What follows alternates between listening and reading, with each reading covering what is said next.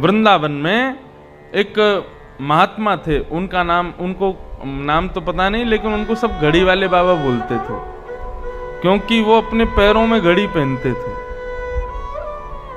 वे कहते थे हाथों में घड़ी पहनने का कोई औचित्य नहीं है।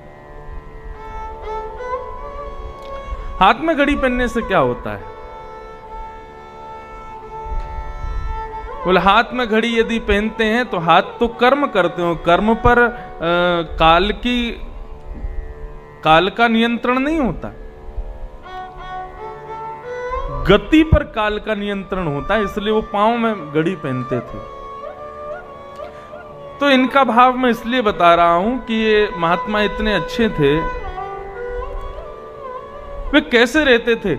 एक गद्दा खरीद के लाते, उसमें से अंदर से सारा जो भी रुई हुई होती सब निकाल देते, उसमें बहुत सारे कंकड़ भर देते और कंकड़ भर के फिर उस गद्दे पर बैठ जाते। तो कंकड़ चुभते थे तो उनको नींद नहीं आती थी, तो वो माला जपते रहते थे।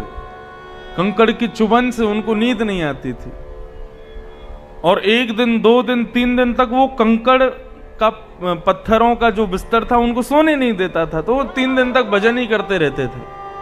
और 3 दिन बाद 4 दिन बाद जब थक जाते थे, हार जाते थे, तो अपने आप नींद आती थी और जितनी शरीर को नींद चाहिए होती थी उतनी नींद वो लेते थे। उसके बाद कंकड़ फिर चुभने लगते थे तो फिर उठ के बैठ के भजन करने लगते थे। ऐसा उनका जीवन। बोले शरीर को जितनी नींद चाहिए वो 3-4 दिन में ले ही लेगा, लेकिन मुख्य भाव ठाकुर जी की स्मृति है, वो बनी रहे। हरि स्मृति सर्व विपद विमोक्षणम।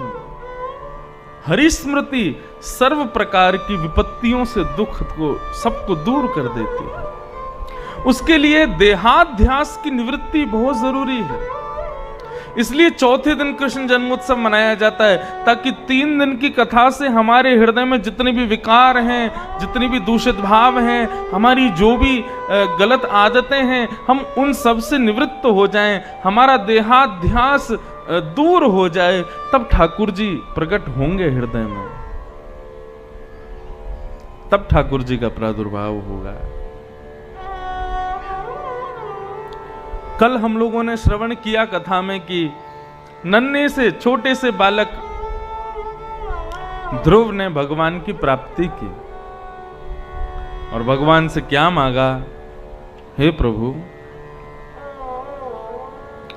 भक्ति मुह प्रवहतां त्वयि में प्रसंगो भूयादनंत महता ममलाशयाना येनांजसौल्बणमुरु व्यसनं भवाब्धिं निश्ये भवद्गुणकथा मृतपानमत्तः। हे प्रभु, यदि आप मुझे कुछ देना ही चाहते हो तो एक व्यसन मेरे अंदर लगा दो। कैसा व्यसन? आपकी कथा सुनने का व्यसन मुझको लग जाए प्रभु, बस यही कृपा कर दो। कथा सुनना भी एक व्यसन है। आज एक बालक दमोह से स्कूटी चला के आया यहां कथा में, अभी मिला था बाहर। तो ये व्यसन है कथा का। इतनी दूर से भी बालक दौड़ते हैं, कथा सुनने के लिए आते हैं। व्यसन एक ऐसी वस्तु है जिसको पाने के लिए मानव कुछ भी करता है। तंबाकू खाने वाला तंबाकू खाने के 1000 बहाने ढूंढ ही लेता है। आदि आदि व्यसन करने वाला व्यक्ति अपने व्यसन के लिए कोई ना कोई बहाना ढूंढ लेता है। यदि आप कथा सुनने के प्रेमी और कथा सुनने के लिए बहाना नहीं ढूंढते हो तो कैसे व्यसनी हो? कथा सुनने के अनेक बहाने कथा सुनने वाला ढूंढ ही लेता है, कैसे भी सुनूं। एक भगवान की परम भक्ता थी, उनका नाम था सक्कू बाई। बहुत ध्यान से सुनना। तो सक्कू बाई जो थी, ये एक बड़े अच्छे भक्त परिवार में इनका जन्म हुआ था। भक्त परिवार किसे कहते हैं? जिस परिवार के बच्चों की आंखें शंखनाद सुनकर के, घंटे घड़ियाल सुनकर के, जिस घर के बच्चे जगते हों, उसको समझो वो भक्त परिवार। जहां के बच्चे फिल्मी गाने सुनकर के उठते हों, सुबह माता पिता की गालियां सुनकर के उठ रहे हों, वो भक्त परिवार नहीं है। भक्त परिवार तो वही है जहां पर ठाकुर जी का कीर्तन हो रहा हो, शंख बज रहे हों, घंटे घड़ियाल बज रहे हों सुबह, और उनको सुनकर के जहां के बच्चों की आंखें खुलती हों, वो भक्त परिवार। तो सक्कू बाई जो थी वो भक्त परिवार में उनका जन्म हुआ था।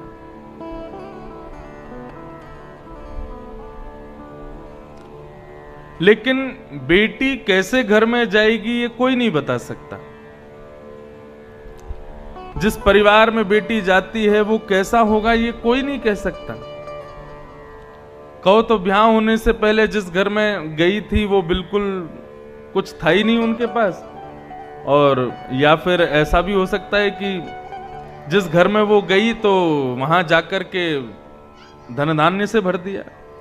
थोड़ा बच्चों को शांत रखें माताएं, थोड़ा कथा में आगे वाले बच्चों से ज्यादा डिस्टर्ब होता है, थोड़ा देख लो अगर शांत हो जाएं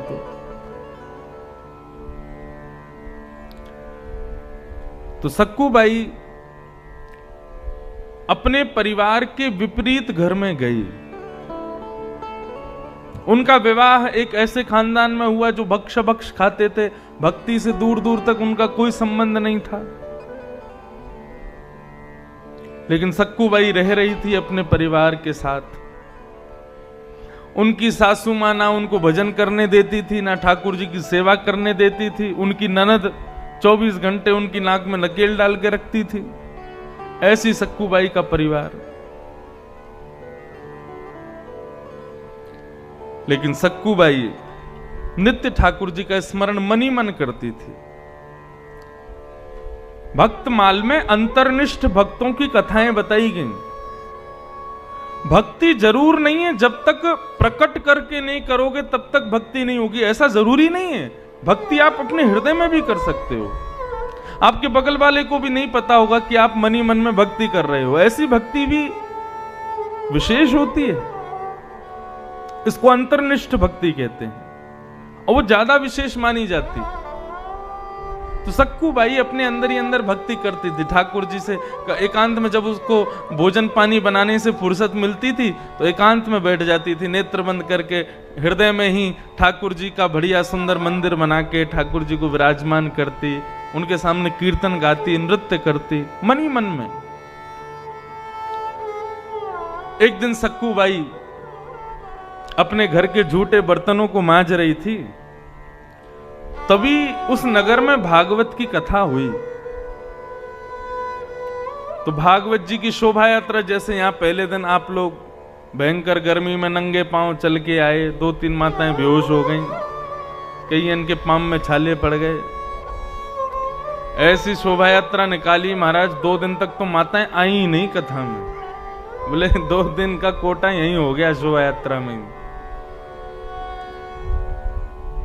कथा उस दिन 5:30-6 बजे शुरू हुई थी शायद। तो मेरे मन में भाव आया कि अगर ये शोभा यात्रा दोपहर में हो जाती 4 बजे से, 1 घंटे में सब यहां आ जाते, फिर कथा सुनते सीधे, तो ज्यादा कष्ट नहीं होता। कोई बात, अगली बार कभी आएंगे तो दोपहर में नहीं करवाएंगे। हमें नहीं पता था मध्य प्रदेश के लोग नंगे पांव शोभा यात्रा, वैसे नियम तो यही है, शोभा यात्रा में नंगे पांव जावें, पादुका ना पहने। बड़े शहरों में कथाएं करते हैं, वहां तो कोई ध्यान देती नहीं माताएं। लेकिन अच्छा है, ठाकुर जी की सेवा में जब कष्ट मिलता है ना शरीर को, तो वो कष्ट नहीं होता। जीवन में जो कष्ट आने वाले होंगे ना, जैसे कोई विपत्ति घर पर आने वाली है या तुम्हारे जीवन में कोई कष्ट आने वाला है, यदि तुमने ठाकुर जी की सेवा में कोई कष्ट सह लिया तो आगामी कष्ट जो होंगे वो सब कट जाते हैं, सब नष्ट हो जाते हैं। तो सक्कू बाई बर्तन मांज रही थी, तभी बाहर गली में से जो है शोभा यात्रा जा रही थी। श्री कृष्ण गोविंद हरे मुरारे, हे नाथ नारायण वासुदेव कीर्तन करते हुए लोग जा रहे थे। सक्कूबाई के मन में आया, मेरे नगर में कथा होने वाली है, शोभा यात्रा जारी है, यदि मैं भी इस शोभा यात्रा में पहुंच जाऊं तो आनंद आ जाएगा। अपनी सास के पास गई। सास किसे कहते हैं? जिसके मारे सांस भी ना ली जाए, वही सास है। जो सांस लेने दे बहू को, वो सास नहीं, वो मां है। और जो सांस ना लेने दे वही सास है। ननद, ननद कौन है? ननंदयति, जो बहू के सारे आनंदों को छीन ले वो ननद है, और जो आनंदों को ना छीने वो बहन है। यदि घर की बहू अपनी सास से ऐसे मिलवावे कि ये मेरी सासू माँ है, तो समझो कि हाँ वो सास ही है। और वो कहे नहीं ये मेरी माँ है, ये ना कहे सासू माँ है, तो समझो कि हाँ ये प्रेम करती होंगी, तभी माँ बोला। कहे ये मेरी ननद है, तो ननद कहे तो मतलब कोई कष्ट देती होगी इसलिए ननद। कहे नहीं मेरी बहन है, तो समझो कि हाँ उससे प्रेम करती। लेकिन सक्कूबाई की सास और ननद दोनों बिल्कुल वैसी ही थीं। सास और ननद ही थीं। बहुत कष्ट देती थी सक्कूबाई को, मारती भी थी, पीटती भी थी, गालियां भी देती थी। उनको मायके नहीं जाने देती थी, और वो जाती थी तो एक दो दिन में ही उनको ले आती थी वापस। सक्कूबाई लेकिन इसी आश में थी कभी तो दिन आएगा कि सब ठीक हो जाएगा, सब अच्छा हो जाएगा। सक्कूबाई बर्तन धो रही थी, शोभा यात्रा की ध्वनि सुनी तो अपनी सास के पास गई और बोली, माँ मैंने सब घर के काम कर दिए, अब कोई काम बाकी रह नहीं गया, आपकी यदि आज्ञा हो तो पास में कथा शुरू होने वाली है, मैं कथा में चली जाऊं। अब तो उसकी सास बोली, तू जाके तो दिखा, तेरी टांगे नहीं तोड़ दूं। कथा सुनने जाएगी? अरे घर के और भी काम है, ऊपर के मंजिल पे सफाई करनी है, गंदे कपड़े धोने हैं, और ये करना वो करना, दुनिया भर के काम बहाने बता दिए। चुपचाप बैठी रहे, कोई कथा वथा में नहीं जाना है। सक्कूबाई बोली, इतने साल हो गए मैंने कभी कुछ नहीं कहा, एक बार जाने दो ना। सास ने उठाया डंडा, तू अगर जिद करेगी तो अभी देख तेरी धुनाई कर दूंगी मैं, चुपचाप बैठ जा। सक्कूबाई रसोई घर में आ गई और रोने लगी, ठाकुर जी को कोसने लगी, मेरी सास बुरी नहीं है, मेरी ननद बुरी नहीं है, मेरा ससुराल बुरा नहीं, बुरे आप हो। क्योंकि मैंने संतों से सुना है कि आपकी कृपा के बिना कोई कथा में आ नहीं सकता। आप शायद चाहते नहीं हो कि मैं कथा सुनूं, इसीलिए मैं कथा में आ नहीं पा रही हूं।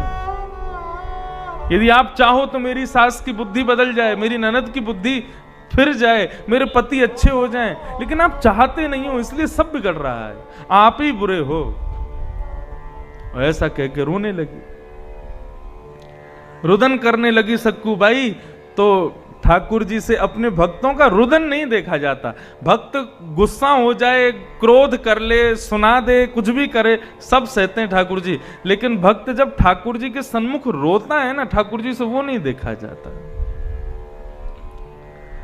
जैसे सक्कूबाई ने रोना शुरू किया, ठाकुर जी उसकी सासू मां बनकर के प्रकट हो गए।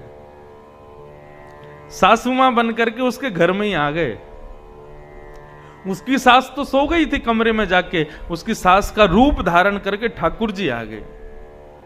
और ठाकुर जी चल करके रसोई घर में गए, वहां सक्कूबाई रो रही थी, सिर झुका के बैठी थी। ठाकुर जी गए, सक्कू। उसने देखा सास आ गई, तुरंत खड़ी हो गई, घूंघट करने लगी। अच्छा चल चल, अब ज्यादा नाटक मत कर, ये रोने धोने का नाटक मुझे अच्छा नहीं लगता तेरा। सारे काम हो गए घर के? बोले हाँ हाँ मां सारे काम हो गए। कथा में जाना है तुझे? ठाकुर जी बोल उसी टोन में रहे जिस टोन में उसकी सास बोलती है। कथा में जाना है तुझको? बोले हाँ मां जाना है। ठीक है चली जा, लेकिन समय से घर आ जाइयो, नहीं आई तो फिर देख लियो तेरी हालत बिगाड़ दूंगी मैं। अब तो सक्कूबाई बोली, मां मैं सच में जाऊं कथा में? बोले हाँ जा। सच में आप आज्ञा दे रही हो मुझे जाने की? बोले हाँ मैं ही कह रही हूं, जा चल। अब ज्यादा देर रुकेगी तो जाने नहीं दूंगी, चल जल्दी जा। अब तो बार बार चरणों में प्रणाम करे, अपनी सास को गले लगावे, बोले माँ अभी आती हूं कथा सुन के, आपके लिए प्रसाद भी लाऊंगी। सक्कूबाई कथा में गई और कथा सुनने लगी, प्रेम और भाव से आनंद करने लगी। और वहां से भागवत जी से बस यही प्रार्थना करके आई, हे भागवत, हे कृष्ण स्वरूप भागवत, आप मुझ पर कृपा करो, मेरी सास की मति बदल जाए, मेरी ननद अच्छी हो जाए। वो अच्छे हैं, बस उनको आपका बोध नहीं है, वो आपके बारे में जानते नहीं है, वो आपको जान जाएं, समझ जाएं, ऐसी कृपा कर दो। प्रसाद लेकर के घर आई तो ठाकुर जी तो अंतर ध्यान हो गए थे, असली सासू मां गेट पे बैठी थी। सक्कूबाई जैसे ही अंदर आई तो अंदर आकर के अपनी सास के पांव छुए, माँ आज कथा बहुत अच्छी हुई, व्यास जी ने ऐसी ऐसी बातें बताई, इतना सुंदर कीर्तन सुनाया, ऐसा भजन सुनाया, मेरे मन का एक संशय था व्यास जी ने कथा में दूर कर दिया, ऐसी अच्छी कथा हुई, मैं तो खूब नाची, खूब आनंद किया, खूब नाम गाया, आपके लिए प्रसाद लाई हूं। सक्कू ने जैसी नजर उठा के देखा तो आंखें लाल, ताम्रवर्ण चेहरा का, और डंडा लेकर के सास ने मारना शुरू किया। किससे पूछ के गई थी तू? सक्कूबाई बोली, आप ऐसे तो मत कहो ना, आपने ही तो कहा था तू चली जा। मैंने कब कहा था? झूठ बोलती है। अब तो इतना अत्याचार किया, खूब मारा, खूब पीटा। बोले कि मैंने तुझे आज्ञा नहीं दी थी, तू जबरदस्ती अपने मन से गई थी, मेरा नाम लगाती है। ननद को भी बुला लिया, देख देख बेटी, मेरे पे गलत इल्जाम लगाती है, कहती कि आपने कहा था कथा में चली जा, और कथा में होकर के आई है। सक्कूबाई मनी मन सोचने लगी, जब आप नहीं थी तो फिर कौन था? सक्कूबाई समझ गई कौन था। अब की बार सास ने जब डंडा मारा, सक्कूबाई ने डंडा पकड़ लिया और डंडा लेकर के अपने मंदिर के बाहर, घर के मंदिर के बाहर खड़ी हो गई। बोले, इसलिए आए थे आप मेरी सास बनके, ताकि मेरी सास से पिटाई हो जाए, मेरी ननद मुझ पर चिल्लावे, इसलिए सब काम किया था? अरे कन्हैया, कब तक तड़पाओगे, कब तक मेरे जीवन में कष्ट देते रहोगे? आप सर्वसमर्थ हो, आप मेरी सासू मां का रूप धारण कर सकते हो, तो इनकी मति भी बदल सकते हो। आज आपको करना पड़ेगा, यदि आपने नहीं किया तो मैं प्राण त्याग दूंगी। ऐसा कहकर के जैसे ही रुदन करने लगी तो सक्कूबाई के सन्मुख श्याम सुंदर प्रकट हो गए, और प्रकट होकर के सक्कूबाई को दर्शन दिया। उसकी सास, ननद, पति और परिवार में जो भी लोग थे, सबने जैसे ही ठाकुर जी का दर्शन किया, दर्शन करते ही सब सक्कूबाई को प्रणाम करने लगे, पैरों में वंदन करने लगे। हमें क्षमा कर देना सक्कू, हमने तेरे रूप को कभी पहचाना नहीं, तेरी भक्ति को हम कभी जान नहीं पाए। और वैसा दिन आया, भागवत जी का एक दिन श्रवण करने मात्र से सक्कूबाई का संपूर्ण परिवार वैष्णव हो गया और सब ठाकुर जी का भजन कीर्तन करने लगे। कथा सुनने के लिए तो वैष्णव भक्त बहाने ढूंढ लेते हैं, और यदि बहाना ढूंढा ही नहीं तो कैसा श्रोता? ऐसी सक्कूबाई, उसको हम बारंबार प्रणाम करते हैं। वही बात कह रहे हैं श्री ध्रुव जी महाराज, हे प्रभु, मेरे जीवन में एक व्यसन लगा दो। कैसा व्यसन? बोले, आपकी कथा का व्यसन लगा रहे, बस और कुछ नहीं चाहिए। आपकी कथा सुनने के लिए बहाने ढूंढा करूं, आपकी कथा सुनने के लिए कोई ना कोई तरीके ढूंढा करूं, कैसे भी आपकी कथा सुनने को मिले। कन्हैया, ऐसी कृपा कर दो मेरे ऊपर। ध्रुव जी महाराज के इस वरदान को सुनकर के ठाकुर जी ने उनको आशीष प्रदान किया और कहा, ध्रुव अब जाओ, 36,000 वर्ष तुम्हारे बच्चे हैं, राज्य करो, राजा बन जाओ, अपने पिता की गद्दी पर जाके बैठो। ध्रुव जी बोले, अब मेरी इच्छा नहीं है प्रभु, मैं बालक था तब मेरी इच्छा थी कि मैं अपने पिता की गद्दी पर बैठूं, लेकिन अब मेरी इच्छा नहीं है। भगवान बोले, अभी भी बालक ही हो तुम, 4.5 वर्ष के हो बस। बोले, नहीं प्रभु, बस आपका दर्शन मिल गया, आपकी सन्मुखता प्राप्त हो गई, आपकी भक्ति मिल गई, अब मुझे वो राज्य गद्दी नहीं चाहिए। भगवान बोले, राज्य गद्दी पर तो बैठना पड़ेगा। उसी के लिए आए थे तुम मेरे पास, जाओ। और श्री ध्रुव जी महाराज लौट करके आए और अपने पिता की राज्य गद्दी पर विराजित होकर के 36,000 वर्ष तक ध्रुव जी ने राज शासन किया, क्योंकि भगवान की आज्ञा थी। जैसे ही ध्रुव जी को भगवान मिले तो बंधुओं, कई संत हिमालय से और कई संत जो तपस्या कर रहे थे वे सब अपने तप छोड़ छोड़ करके घर जाने लगे। किसी ने पूछा कि भैया आप सब लोग अपनी तपस्या छोड़ छोड़ करके कहां जा रहे हो? बोले अपने घर जा रहे हैं। क्यों? घर क्यों जा रहे हो? संत कहने लगे हम 100 वर्षों से 200 वर्षों से ना जाने कितने कितने वर्षों से तपस्या कर रहे हैं, ठाकुर जी हमको दर्शन नहीं दे रहे। और वो ध्रुव बालक राजा का बेटा है ना, 5 महीने में ठाकुर जी ने दर्शन दे दिए। ठाकुर जी पक्षपाती हैं। राजा का बेटा जान के, ऊंचे कुल में जन्मा है वो जान करके उसको दर्शन पहले दे दिया, हमको दर्शन नहीं दे रहे हैं। तो कई संत गंगा जी पार कर रहे थे, केवट बन के भगवान आ गए और भगवान ने उन संतों को नाव में बिठाया। संत सब कहने लगे, बोले भगवान तो पक्षपाती हैं, राजा के बच्चों को जल्दी दर्शन देते हैं, अच्छे कुल में जन्म लेने वाले भक्तों को जल्दी दर्शन देते हैं। हम संत 100 वर्षों से बैठे हुए हैं, हमको आज तक दर्शन नहीं दिया। जैसे ही नाव बीच नदी में पहुंची तो नदी में हड्डियां, मांस, रक्त आदि सब प्रकट होने लगे, उनका दर्शन होने लगा। संतों ने जब अपने चारों ओर हड्डियों को देखा, मांस को देखा, रक्त को देखा, तो नाव चलाने वाले मल्लाह से पूछने लगे, भैया ये इतनी सारी हड्डियां, इतने सारे मांस ये नदी में बह रहे हैं, ये किसके हैं? तब ठाकुर जी प्रकट हो गए और ठाकुर जी ने कहा, हे संतों, ये जो ध्रुव जिसको मैंने अभी भी दर्शन दिया ना, ये ना जाने कितने वर्षों से, इसने ना जाने कितने जन्म गवाए, तब भी इसको मेरा दर्शन नहीं हुआ। पहले एक संत बन के आया, फिर एक ऋषि बन के आया, फिर एक साधारण बालक बन के आया, फिर कोई बन के आया। इसने संपूर्ण जीवन लगाए और इसको मेरा दर्शन नहीं हुआ। जब इसको मेरा दर्शन नहीं होता था तो इसके प्राण इसी नदी में गिर करके निकल जाते थे। मेरी प्राप्ति में केवल 5 महीने रह गए थे इसके। इसने कितने वर्षों तक तपस्या की, अलग अलग जन्म धारण करके, केवल 5 महीने के तप रह गए थे। उसको लेने के लिए ध्रुव बन के आया। एक राजा के यहां इसका जन्म हुआ। बाल्यकाल में ही वो 5 महीने इसने पूरे कर लिए और 5 महीने पूर्ण होते ही मेरा दर्शन हो गया। एक भाव तो ऐसा है कि ठाकुर जी पूर्व नियोजित कर्मों को भी जोड़ करके तब भक्तों को दर्शन देते हैं। लेकिन एक भाव ऐसा भी है कि भक्त की उत्सुकता देख करके, उसके हृदय की प्रसन्नता देख करके ठाकुर जी उतना जल्दी दर्शन दे देते हैं। एक सूत्र बता रहे हैं, याद रखिएगा। प्रहलाद जी महाराज कथा में कहते हैं, आज आएगा वर्णन, न दानम न तपो निज्य न शौचम न व्रतानि च प्रीयते मलया भक्त्या हरिरन्यद्विडम्बनम्।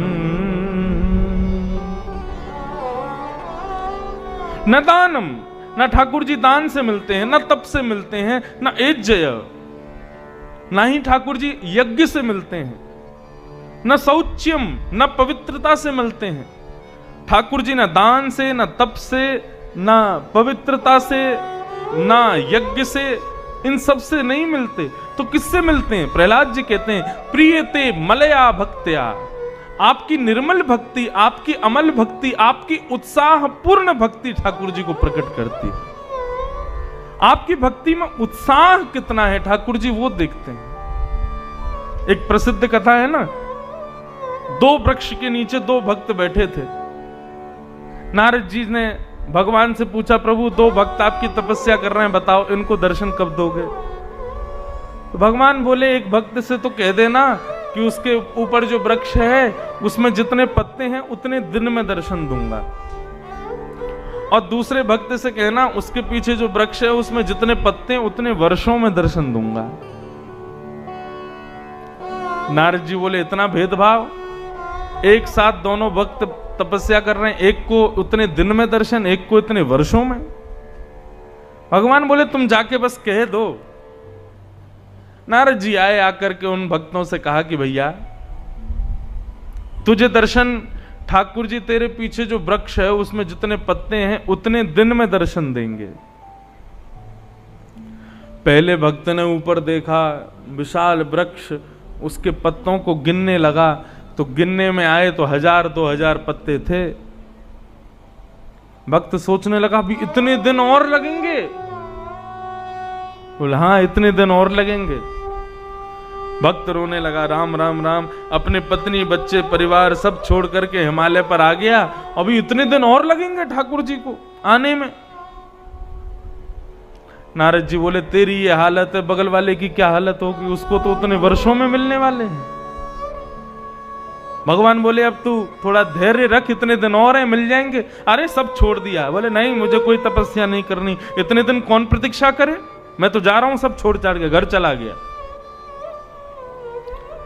नारद जी बोले दूसरे भक्त को तो ना ही बताएं तो अच्छा, इतने वर्षों में उसको दर्शन देंगे। दूसरे भक्त के पास नारद जी गए।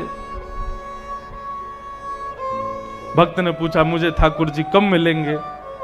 बोले भैया बहुत दिन है अभी तो। कितने दिन है बताइए ना। बोले तेरे पीछे जो वृक्ष है ना उसमें जितने पत्ते हैं उतने वर्ष में ठाकुर जी दर्शन देंगे। जैसे ही उसने देखा कि इतने वृक्ष में जो पत्ते हैं इतने वर्षों में ठाकुर जी दर्शन देंगे, दर्शन देंगे, ये नारद जी से जैसे ही उसने सुना, ये सुनते ही वो नृत्य करने लगा, आनंदित हो गया, उत्साह मनाने लगा, नारद जी के साथ ही नाचने लगा। नारद जी बोले भैया तेने कुछ गलत तो नहीं सुना? ठाकुर जी इतने वर्ष में, अरे भाई करीब 1-1.5 वर्ष और लगेगा ठाकुर जी को आने में। भक्त कहने लगा अब तो 1 दिन लगे चाहे 1000 वर्ष लगे, लेकिन ठाकुर जी मुझसे मिलेंगे, मैं इसी बात से ही बहुत आनंदित हूं। अब जब मिले ना मिले कोई बात नहीं, लेकिन ठाकुर जी मिलेंगे ये मुझे पता चल गया, मैं इसी से आनंदित हूं। जैसे ही उसके हृदय में इतनी उमंग प्रकट हुई, महाराज ठाकुर जी तुरंत प्रकट हो गए, प्रकट होकर के उसको दर्शन दे दिए। नारद जी महाराज ने ठाकुर जी पकड़ लिए, बोले आप झूठे, आपके सारे वादे झूठे, कुछ बोलते हो कुछ करते हो। भगवान बोले क्या बोला हमने? बोले आपने कहा इतने वर्षों में दर्शन दोगे और अभी प्रकट हो गए। भगवान कहने लगे देखो उसको दर्शन तो इतने वर्षों में ही देना था, लेकिन उसकी भक्ति में इतना उत्साह था, इतनी प्रसन्नता थी, इतना आनंद था कि उस आनंद से, उस उत्साह से, उस प्रसन्नता से मैं इतना आनंदित हो गया कि उसके 1000 वर्ष का विलंब को मैं सहन नहीं कर सका, तुरंत प्रकट हो गया। क्या समझ में आता है इस बात से? भक्ति में प्रसन्नता और उत्साह बहुत जरूरी है। प्रसन्नता और उस उत्साह से ठाकुर जी जल्दी प्रसन्न होते हैं।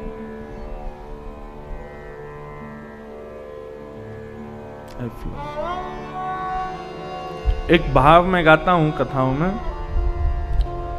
जो करते रहोगे भजन धीरे धीरे तो मिल जाएगा राधा रमण धीरे धीरे।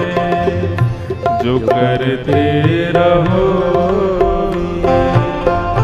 भजन धीरे धीरे तो मिल जाएगा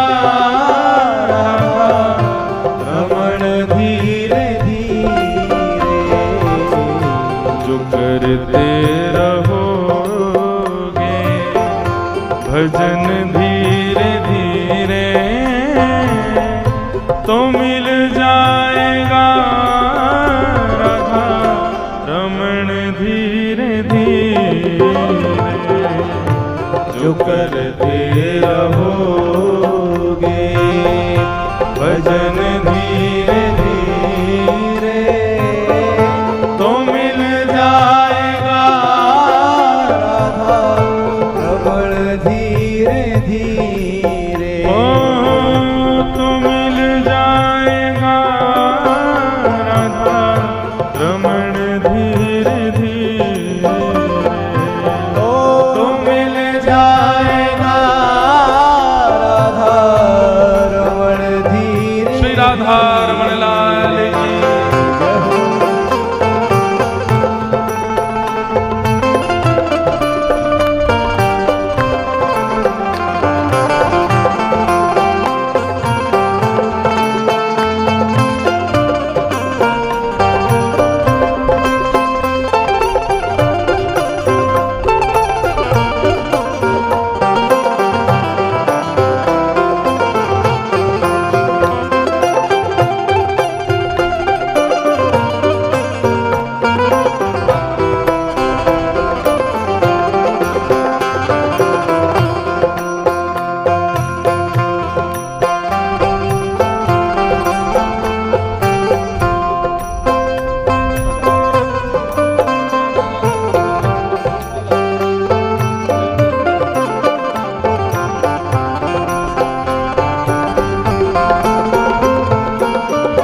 कोई काम दुनिया में मुश्किल नहीं है कोई काम दुनिया में मुश्किल नहीं है कोई काम दुनिया में मुश्किल नहीं है कोई काम दुनिया में मुश्किल नहीं है मुश्किल नहीं है मुश्किल नहीं है कोई काम दुनिया में मुश्किल नहीं है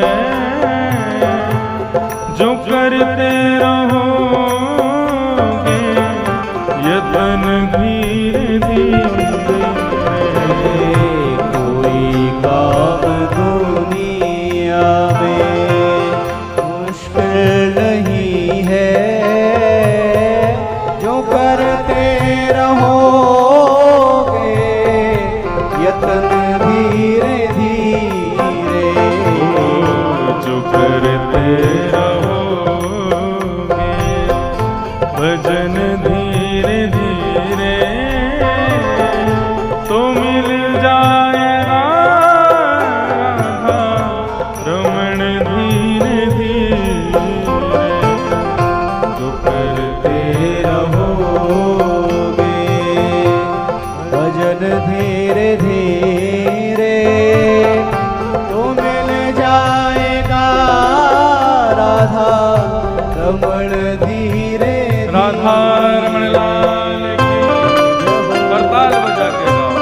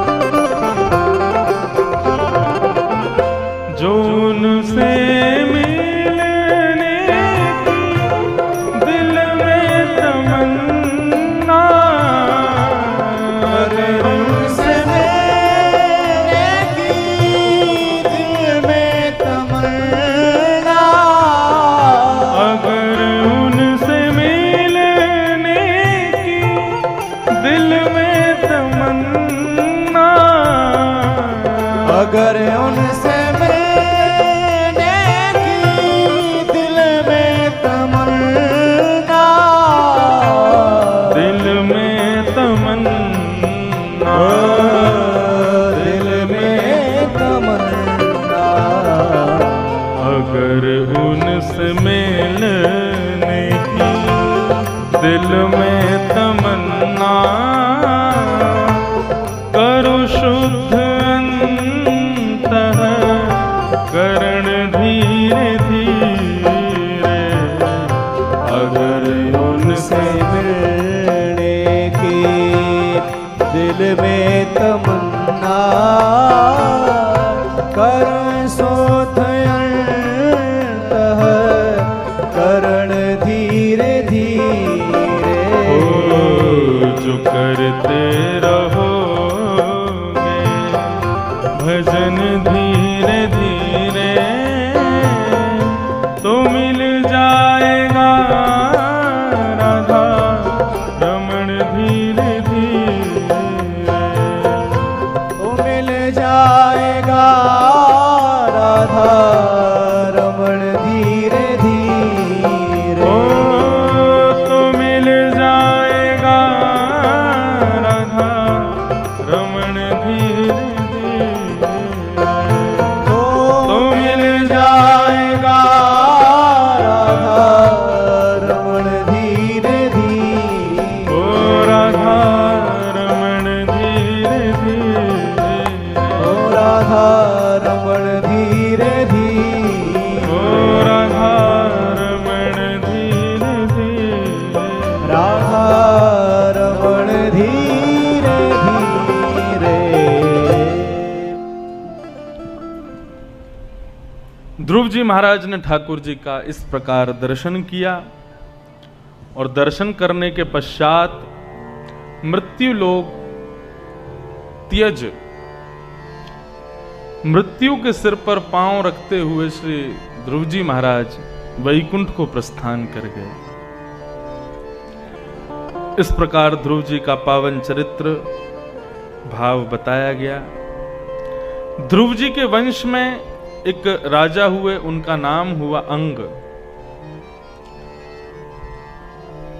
अंग राजा के पुत्र हुए बैन। बैन बहुत दुष्ट प्रवृत्ति के थे। वे किसी भी संत महापुरुष को ना तो भजन करने देते थे और संसार के लोगों को ना मंदिर मठ मंदिर ना जाने देते थे। कहते थे मेरी पूजा करो। सब चीजों पर, ठाकुर जी की भक्ति निष्ठा भाव सब पर इन्होंने रोक लगा रखी थी। एक दिन संतों ने अपनी एक पूरी मंडली तैयार करके बैन को नष्ट कर दिया, बैन को मार दिया। अब राजा ही जब मर जाएगा तो फिर प्रजा की रक्षा कौन करेगा? तो बैन की मृत्यु के बाद संपूर्ण नगर पर मानो जैसे चोरी चकारी लूटफाट ये सब होने लगा। तो बैन के ही शरीर का घर्षण किया गया और उनके शरीर के घर्षण से पृथु का अवतरण हुआ। पृथु भगवान के अवतार माने जाते हैं। इनकी वजह से धरती को पृथ्वी कहा जाता है। पृथु महाराज का प्रादुर्भाव हुआ और पृथु महाराज फिर राजा बने। बंधुओं, भागवत में ऐसा वर्णन है कि पृथ्वी पहले, देखो विज्ञान जो साइंस है जिसको हम लोग स्कूल्स में अपने में पढ़ते हैं, वहां का सब कुछ बिल्कुल अलग है और भागवत का विज्ञान बिल्कुल अलग है। भागवत का विज्ञान हजारों लाखों करोड़ों वर्ष पुराना है और जो हम लोग पढ़ते हैं विज्ञान, वो जहां तक मानव की सोच थी, जहां तक हम ढूंढ सकते थे वहां तक ढूंढ करके हमको बताया गया।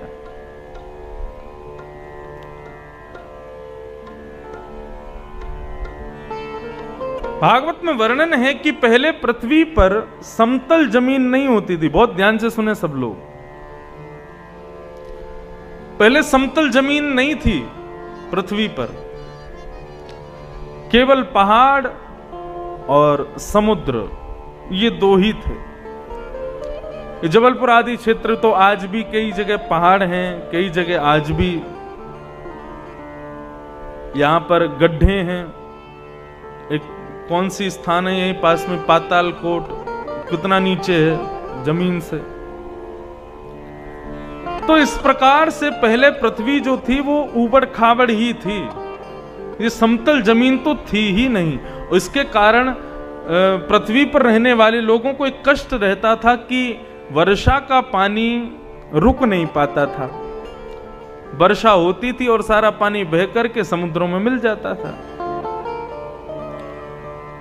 पृथु महाराज से जाकर के सबने प्रार्थना की, बोले प्रभु कुछ व्यवस्था करो इस पृथ्वी की।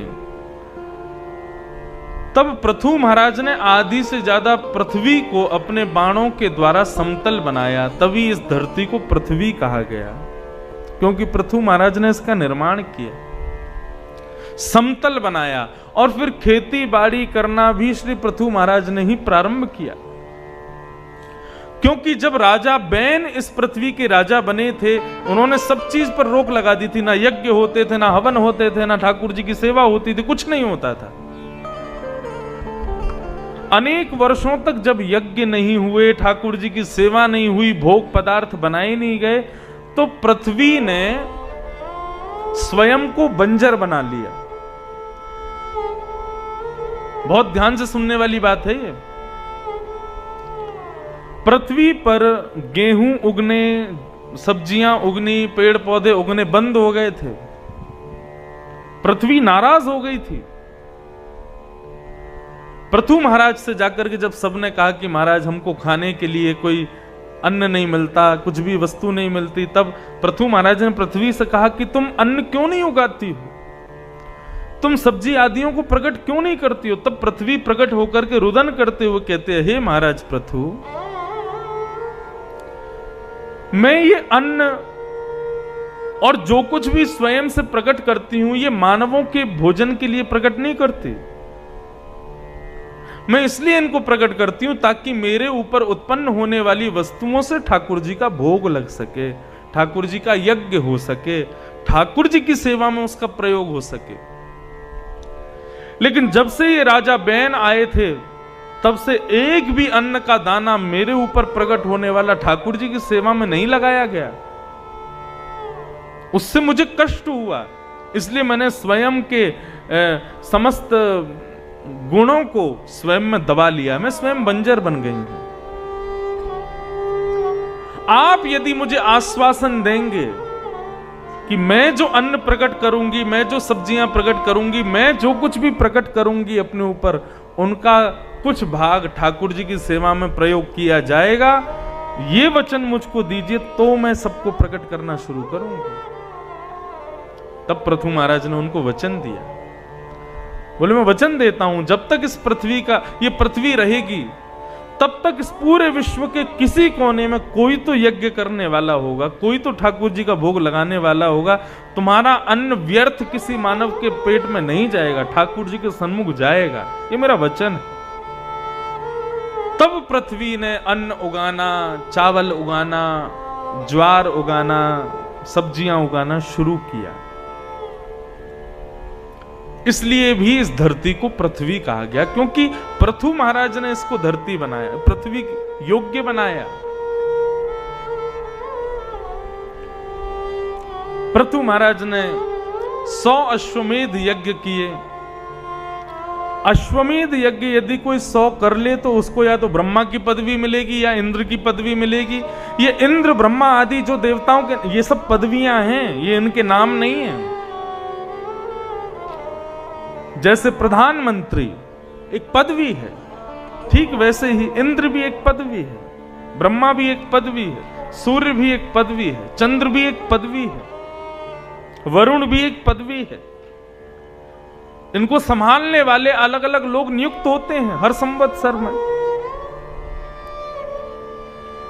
तो 100 अश्वमेध यज्ञ करने वाले व्यक्ति को इंद्र की या ब्रह्मा की पदवी प्राप्त होती है। कोई भी यदि 100 अश्वमेध यज्ञ करने का प्रयास करता है तो इंद्र विघ्न डालते हैं, कैसे भी इसका यज्ञ पूरा ना हो, क्योंकि ये इंद्र बन जाएगा, फिर मेरी पदवी हट जाएगी। पृथु महाराज 99 यज्ञ करते, 100वां यज्ञ पूरा नहीं होने देते इंद्र उनका। एक दिन पृथु महाराज को क्रोध आया और तलवार निकाल करके इंद्र को मारने के लिए तत्पर हुए। जैसे ही ये भाव, क्रोध उनके मन में आया, भक्त के हृदय में क्रोध आया, तो शंख चक्र गदा पद्मधारी ठाकुर जी सन्मुख प्रकट हो गए, दर्शन दिया। इंद्र को साथ लेकर के आए। पृथु महाराज को आशीष देने लगे, पृथु अपना क्रोध शांत करो, तुम भक्त हो, भक्त का स्वभाव नहीं है क्रोध करना। पृथु महाराज बोले, प्रभु मैं 100 अश्वमेध यज्ञ इसलिए नहीं कर रहा कि मुझे इंद्र बनना है, मैं इसलिए कर रहा था ताकि इन 100 अश्वमेध यज्ञों से मुझे आपकी प्राप्ति हो। लेकिन ये इंद्र मेरा यज्ञ पूर्ण नहीं होने दे रहे थे। भगवान बोले, देखो तुम जिस कार्य को कर रहे थे पृथु, उसकी पूर्णता पर तुमको इंद्र की पदवी मिलेगी ही मिलेगी, क्योंकि 100 अश्वमेध यज्ञ वही कर सकता है जो इंद्र बनेगा। तुम भले ही उसके बाद कहते कि मुझे इंद्र नहीं बनना, फिर भी तुमको इंद्र बनना ही पड़ता।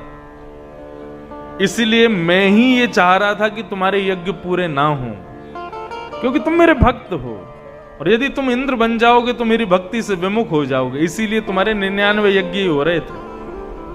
पृथु महाराज के इस चरित्र से भगवान ने यह बात सिद्ध कर दी अपने भक्तों के लिए। जो भक्त बैठे हैं वो सुने, यदि आप कोई क्रिया कर रहे हो और उस क्रिया में, सत्क्रिया में भगवान यदि किसी प्रकार की कोई रुकावट दे रहे हैं तो उसको अपशगुन मत समझा करो। ठाकुर जी शायद इसलिए रुकावट दे रहे हैं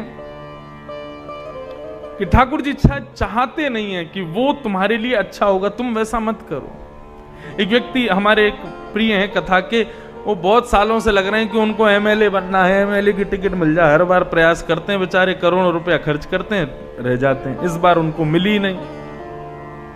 वो बोले, महाराज जी मैं क्या कमी छोड़ रहा हूं, ठाकुर जी मेरे से नाराज क्यों है, मुझे मिल क्यों नहीं रही है एमएलए की टिकट। मैंने कहा, ठाकुर जी प्रसन्न है इसीलिए नहीं मिल रही है। अगर तुम एमएलए बन गए तो ठाकुर जी की कथा में इतनी सहजता से आओगे जितना आप आते हो। बोले, नहीं इतना तो नहीं आ पाऊंगा, व्यस्त हो जाऊंगा। हमारी तीर्थों में कथा होती है, अभी बद्रीनाथ में कथा है। मैंने कहा, अब तुम वहां जा पाते अगर तुम एमएलए बनते तो? नहीं जा पाते ना। ठाकुर जी अपने भक्तों के यदि किसी कार्य को श्रेष्ठ नहीं होने दे रहे तो वो इसलिए नहीं होने दे रहे क्योंकि भगवान जानते हैं उसकी श्रेष्ठता के बाद तुम उनसे विमुख हो जाओगे, और जिससे भक्त विमुख हो जाए ठाकुर जी वो क्रिया होने ही नहीं देते। देखो, कथा सुनने वाले की मति में एक गुण प्रकट होता है, क्या कि उसकी बुद्धि में नकारात्मकता कभी नहीं आती। अपशगुन, दोष, वो इन सब का विचार ही नहीं करता। सुदामा जी महाराज का चरित्र भागवत में आता है। भगवान के मित्र सुदामा, यदि उनको भोजन प्राप्त नहीं होता एक दिन तो अपनी पत्नी से क्या कहते थे? पत्नी कहती, परसों एकादशी निकल करके गई और आज फिर से हम भूखे रह गए, पूरे दिन घर में भोजन ही नहीं बना। सुदामा जी कहते, देवी खुश रहो, संसार के लोग तो 15 दिन में एक ही बार एकादशी करते हैं, लेकिन हम कितने भाग्यशाली, 15 दिन में 2 बार एकादशी करते हैं। ठाकुर जी हम पर कितनी कृपा कर रहे हैं। अन्यस्य दोष गुण चिंतन माशु मुक्त्वा सेवा कथा रसमहो नितराम पिबत्वम। कथा सुनने वाले का ये गुण होता है कि वो दोष देखना बंद कर देता है, उसको फिर दोष कहीं नहीं दिखता। हर परिस्थिति में, हर स्थिति में उसको ठाकुर जी की कृपा का अनुभव होता है। सूरदास जी महाराज के पास नेत्र नहीं है, लेकिन सूरदास जी इसका कभी शोक नहीं मनाते। सूरदास जी से कोई कहता, पूरे दिन रात तुम गाते रहते हो अपनी वीणा लेकर के, कभी पेटी लेकर के, ये एक तारा लेकर के गाते रहते हो, ठाकुर जी ने तो तुम्हारे साथ कितना बड़ा अन्याय किया, जन्म से तुमको अंधा बनाया। सूरदास जी बोले, तुम नहीं समझोगे, भगवान ने मुझे नेत्र इसलिए नहीं दिए क्योंकि ये संसार जो देखता है इसको, उसको ये संसार बहुत सुंदर लगता है, और संसार सुंदर लगता है तो ठाकुर जी को देखने की इच्छा नहीं होती। इसलिए ठाकुर जी ने मुझे आंख नहीं दी ताकि मैं कभी संसार पे रीझूं ही ना, मैं सदा ठाकुर जी का ही रहूं। इसलिए ठाकुर जी ने संसार देखने के लिए मुझे आंख दी ही नहीं है।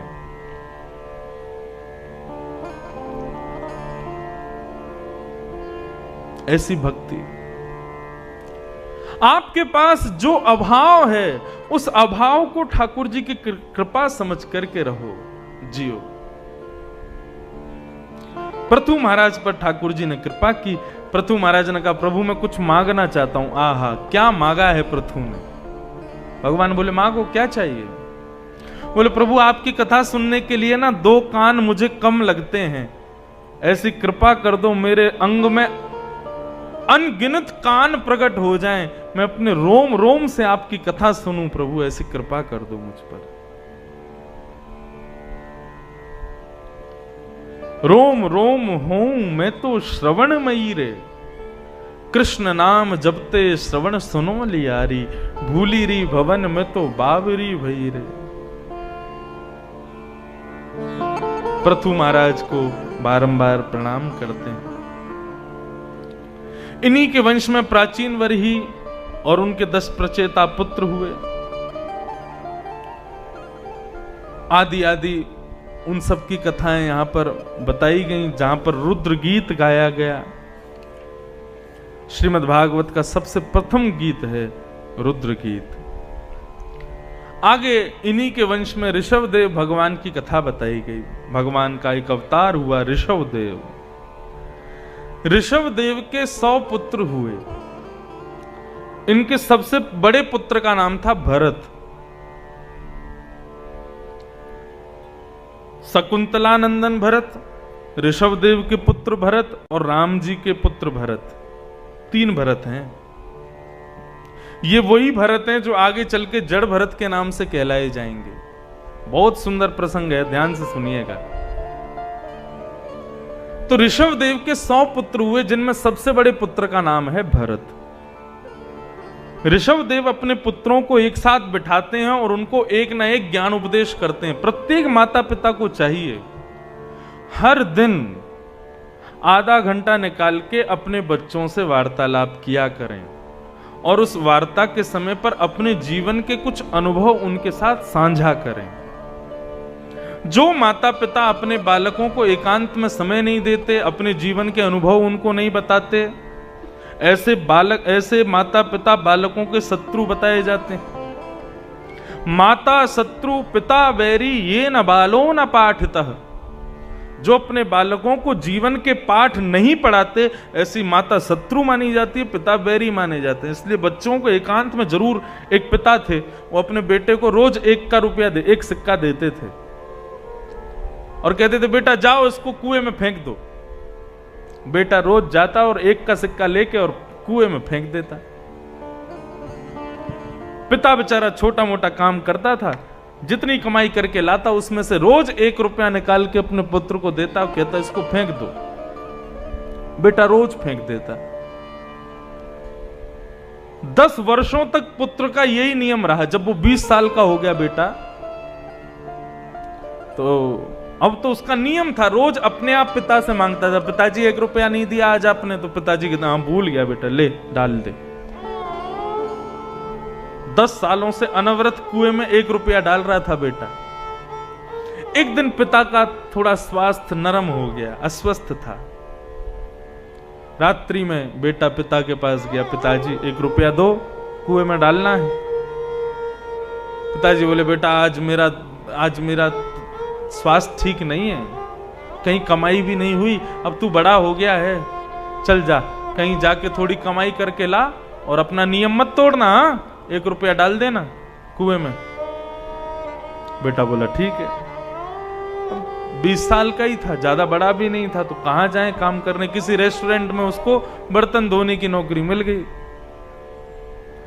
15 रुपया दिन का मिलेगा। वहां गया, झूठे बर्तन माज करके महाराज उसने 1 घंटे में 15 रुपया उसको प्राप्त हुआ।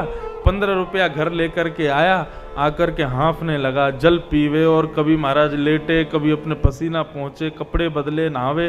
पिता अपने कमरे से निकल करके आया, बेटा क्या करके आया? बोले पिताजी बहुत मेहनत करके आया हूं, झूठे बर्तन, झूठे कूचे बर्तनों को साफ करके आया हूं। अच्छा कितना मिला? 15 रुपया मिला पिताजी। 15 रुपए मिले बहुत मेहनत से, हाथ पूरे घिस गए मेरे। अच्छा चल अब 1 रुपया डाल दे कुएं में। बेटा बोला पिताजी आप कैसी बात कर रहे हो, आपको दया नहीं आ रही बोलने में? मैं इतनी मेहनत करके आया, इतनी मेहनत करके मैंने झूठे बर्तन धोए और इतना पसीना पसीना हो गया, मेरे हाथ घिस गए, आपको बिल्कुल दया नहीं आ रही बोलने में कि 1 रुपया फेंक दे? आपने कितनी सहजता से बोल दिया 1 रुपया फेंक दे। ऐसा कोई पिता बोलता है क्या? मैं मेहनत करके आया हूं, कम से कम इनको रहने दो ना। पिता ने समझाया, बेटा लेकिन जब मैं आता था दफ्तर से काम करके, 1 रुपया देता था, तब तो तू बड़ी सहजता से लेके डाल देता था। क्या मैं श्रम नहीं करता था? करता था, लेकिन उस समय तुझे श्रम का मूल्य नहीं पता था, इसलिए तू डाल देता था। आज तुझे पता चला तो तू नहीं डाल रहा है। बस ये समझाना चाहता था तुझे कि एक एक धन का मूल्य होता है, लेकिन उस मूल्य को तुम तभी समझोगे जब तुम स्वयं करोगे। हर पिता को चाहिए, हर मां को चाहिए, हर गुरु को चाहिए अपने शिष्य को, अपने पुत्र को, अपनी पुत्री को एकांत में कम से कम आधा 1 घंटा तो दे करके अपने जीवन के कुछ अनुभव साझा करे, उसको कुछ जीवन के जीने के तरीके सिखावे। जो माता पिता अपने बालकों को समय नहीं देते वो उनके शत्रु माने जाते हैं। 2, आजकल के नव पीढ़ी में बहुत दूषितता आ गई है।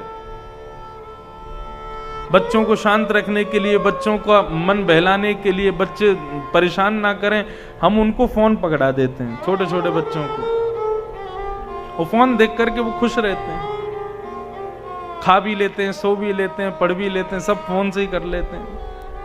बच्चे का पालन पोषण फोन से ही होगा तो बुढ़ापे में सेवा फोन की करेगा, फिर माता पिता की क्यों करेगा? ऋषभदेव भगवान अपने पुत्रों को ज्ञान उपदेश करते हैं और क्या कहते हैं? इनके पुत्र साधारण नहीं थे, एक से एक विद्वान था। 9 योगेश्वर, एक भरत जी महाराज और बाकी के 90 पुत्र अलग थे। ऋषभदेव जी अपने पुत्रों को ज्ञान उपदेश करते हैं और क्या कह रहे हैं? नायम देहो देह भाजाम्रलोके कष्टान कामान रहते विडबुझाम्ये तपो दिव्यम पुत्र का येन सत्वम शुद्ध्यैद्यस्मात् ब्रह्म सौख्यम त्वनन्तम। नायम देहो देह भाजाम्रलोके, हे पुत्रों, हमें ये शरीर कष्ट पाते हुए कर्म करने के लिए प्राप्त नहीं हुआ। संसार में कोई भी व्यक्ति कर्म कर रहा है तो बिना कष्ट के कर्म नहीं कर रहा है, सबको कष्ट कर्म पाना ही पड़ता है, तभी कर्म में गति प्राप्त होती है। लेकिन बच्चों, हमको कष्ट पाते हुए कर्म करने के लिए शरीर नहीं दिया भगवान ने। पुत्रों ने पूछा तो फिर किस लिए दिया?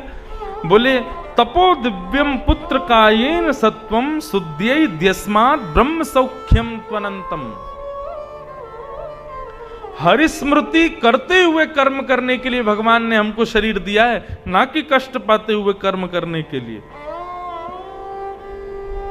भगवान का स्मरण करते हुए कर्म करो, भगवान का स्मरण करते हुए कर्म करोगे पुत्रों तो ब्रह्म सुख की प्राप्ति होगी, फिर कष्ट का अनुभव नहीं होगा।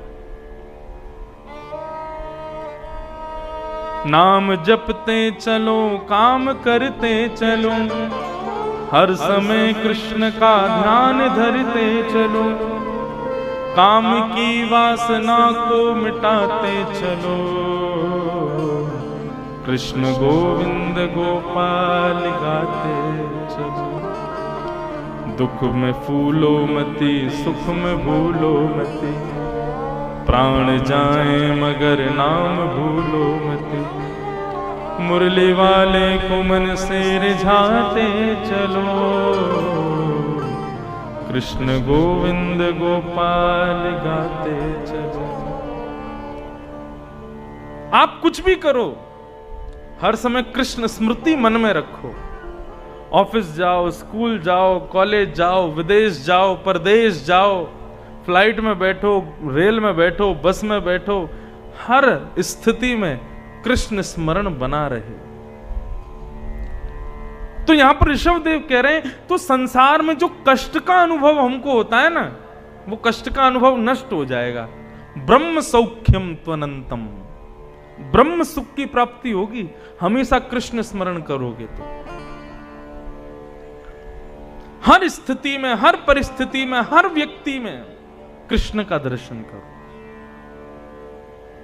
हमारा धर्म शास्त्र ये नहीं कहता कि आप पैंट शर्ट छोड़ दो या अपना सब कुछ छोड़ दो, हाथ में केवल माला लेकर के रहो, सिर पर जो है बढ़िया चोटी रख के रहो। संभव हो तो ये करना ही चाहिए। ये धोती, चोटी, तिलक, ये स्वरूप, ये कोई फैशन थोड़ी है।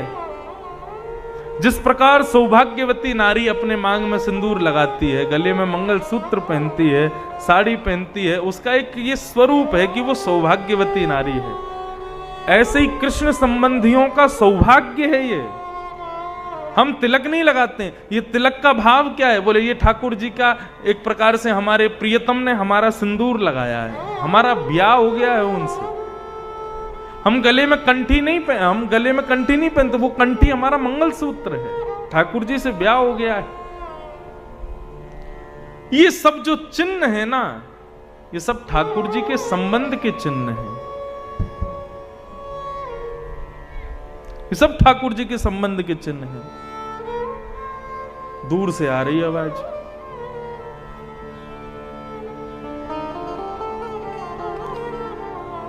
ब्रह्म सौख्यम त्वनंतम, अब तो बिल्कुल ही चली गई।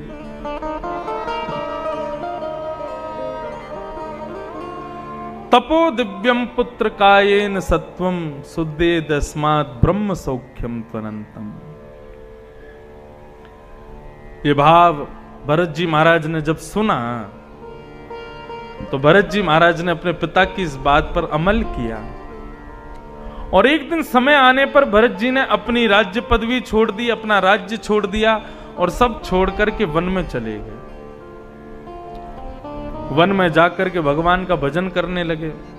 बहुत ध्यान से सुनिएगा। वन में जाकर के भगवान का भजन करने लगे।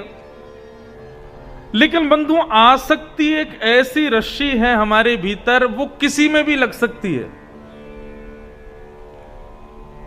जरूरी नहीं है इंसानों में ही लगे, जानवरों में भी लग सकती है। जबलपुर का तो पता नहीं, बंबई दिल्ली आदियों में तो अब घर के लोग अपने बच्चों से कम प्यार करते हैं, कुत्तों से ज्यादा प्यार करते हैं। घर में पेट ले आते हैं, उनकी ज्यादा सेवा करते हैं। आसक्ति किसी में भी हो सकती है। भगवान ने ये ऐसा एक ब्लूटूथ हमारे भीतर लगाया आसक्ति का, ये किसी से भी कनेक्ट हो जाता है, किसी में भी लग जाता है।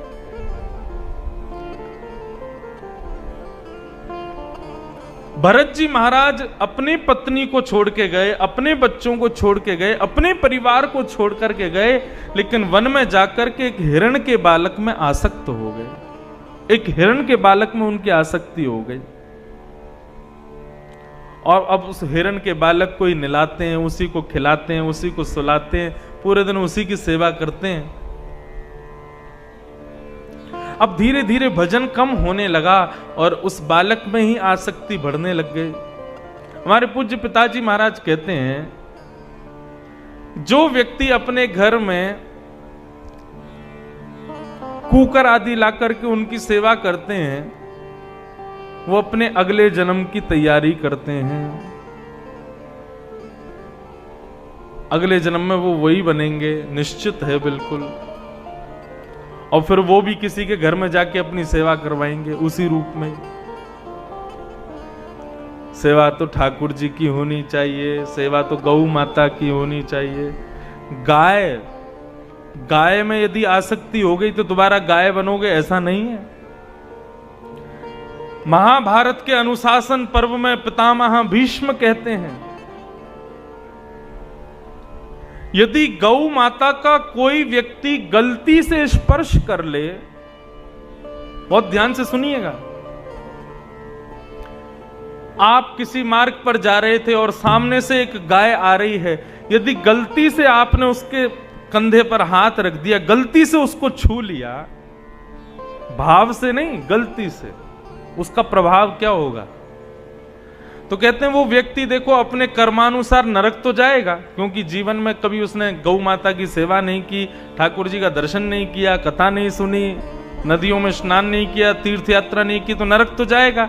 लेकिन उसने जीवन में यदि गलती से गौ माता का स्पर्श कर दिया तो क्या होगा? स्वर्ग जाना कठिन है, वैकुंठ जाना कठिन है, लेकिन नरक जाना सबसे कठिन है। और सबसे ज्यादा लोग नरक ही जाते हैं, और नरक जाना बहुत कठिन है। कैसे कठिन है? भागवत में वर्णन आता है कि जब व्यक्ति नरक जाता है तो कैसे जाता है? प्राण निकल जाते हैं तो उसकी आत्मा को एक देह दिया जाता है। उस देह का नाम होता है यातना देह। ऐसा ही होता है, लेकिन उस देह की एक क्वालिटी होती है कि उसको कितना भी काटो, बीच से अलग कर दो, उसको फोड़ दो, उसके ऊपर पत्थर फेंक दो, दर्द पूरा देगा लेकिन मरेगा नहीं। ये कहते हैं यातना देह। और जब स्वर्ग जाते हैं तब मिलता है भोग देह। कितना भी खा लो, कितना भी भोग लो, आपका मन भरेगा ही नहीं। वो भोग देह है, वो स्वर्ग में मिलता है। नर्क जाने वाले को यातना देह मिलता है, तो यातना देह मिलते ही उसके हाथों में हथकड़ियां लगाते हैं, पैरों में बेड़ियां बांध देते हैं, गले में एक फंदा बांध करके, और फिर यम के दूत उसको पृथ्वी से नर्क तक घसीटते हुए लेके जाते हैं। और किस गति से लेके जाते हैं? गति का वर्णन है, मुझे स्मरण नहीं, लेकिन बहुत तीव्र गति से लेके जाते हैं घसीटते हुए। वो चिल्ला भी नहीं पाता कि अरे रुक जाओ मेरे दर्द हो रहा है। इतनी द्रुत गति से लेके जाते हैं नरक। अब वो जब उसको घसीट के लेके जाते हैं तो उसके मन में भाव आता है, हे भगवान कब नरक आवे, कब रुके ये लोग। उसके मन में इच्छा होती है कि जल्दी से नरक आ जाए, लेकिन तभी सामने उसको नरक दिखाई देता है तो उसको खुशी होती है कि चलो कम से कम अभी रुकेंगे तो सही। लेकिन तभी नरक से पहले एक नदी पड़ती है, वैतरणी नदी। उस नदी में स्वच्छ जल नहीं बहता। नरक में भोग भोग रहे समस्त भोगियों के शरीर से निकलने वाला रक्त, उनके शरीर से निकलने वाला पित्त मवाद, उनके मांस रुधिर हड्डियां, वो उस नदी में बहती हैं। गाढ़ी नदी है, भयंकर दुर्गंध, ऐसी दुर्गंध कि उसके पास खड़े नहीं हो सकते, आंखें जलने लगती हैं दुर्गंध के कारण। वैतरणी नदी मिलती है। फिर उस पापी को वैतरणी नदी में हाथ में हथकड़ियां, पैरों में बेड़ियां सहित धक्का दे देते हैं। अब जा तैर के अपने आप पहुंच पल्ली पार। बोले पल्ली पार कितना दूर होता है? बोले पल्ली पार इतनी दूर है कि इस पार से दूसरा पार दिखाई नहीं देता। डूबते डूबते डूबते थोड़ा आगे जाओगे तब जाके दिखाई देगा। उस नदी की गति इतनी तेज होती है कि उसमें आदमी तैर ही नहीं पाता। ऐसा वर्णन आता है कि उस व्यक्ति को नरक जाना था केवल 15 दिन के लिए, लेकिन वैतरणी नदी में कम से कम 100 साल तक डूबता है वो। इतनी खतरनाक है वैतरणी नदी। 100 साल डूबने के बाद फिर वो नरक पहुंचता है। वहां जाकर के उसको कोई रहम नहीं किया जाता, और महाराज यम के दूत उसको कढ़ाई में डाल देते हैं, तल देते हैं, और ना जाने क्या क्या बहुत भयंकर वर्णन है। सुन लेते हैं, एक बार पढ़ लेते हैं उसको तो रात में नींद नहीं आती है। लेकिन गौ के स्पर्श की महत्ता बताते हैं भीष्म पितामह। यदि कोई व्यक्ति, यदि महापापी व्यक्ति भी गलती से गौ माता का स्पर्श कर ले तो उसकी गति क्या होती है? बोले वो नरक तो जाएगा, लेकिन वैतरणी नदी में उसको डूबना नहीं पड़ेगा। वहां पर वही गाय आ जाती है, आकर के अपनी पूंछ उस व्यक्ति को पकड़वा देती है, और उसको लेकर के वैतरणी में कूद करके तुरंत उसको वैतरणी पार करा के पल्ली पार छोड़ देती है। ये गौ माता को गलती से छूने का प्रभाव है। यदि कोई व्यक्ति हृदय से गौ की सेवा करे, हृदय से गौ को प्रणाम करे, उसको मां मान करके नित्य उसकी सेवा करे, तो महाराज क्या गति होगी सोच नहीं सकते आप।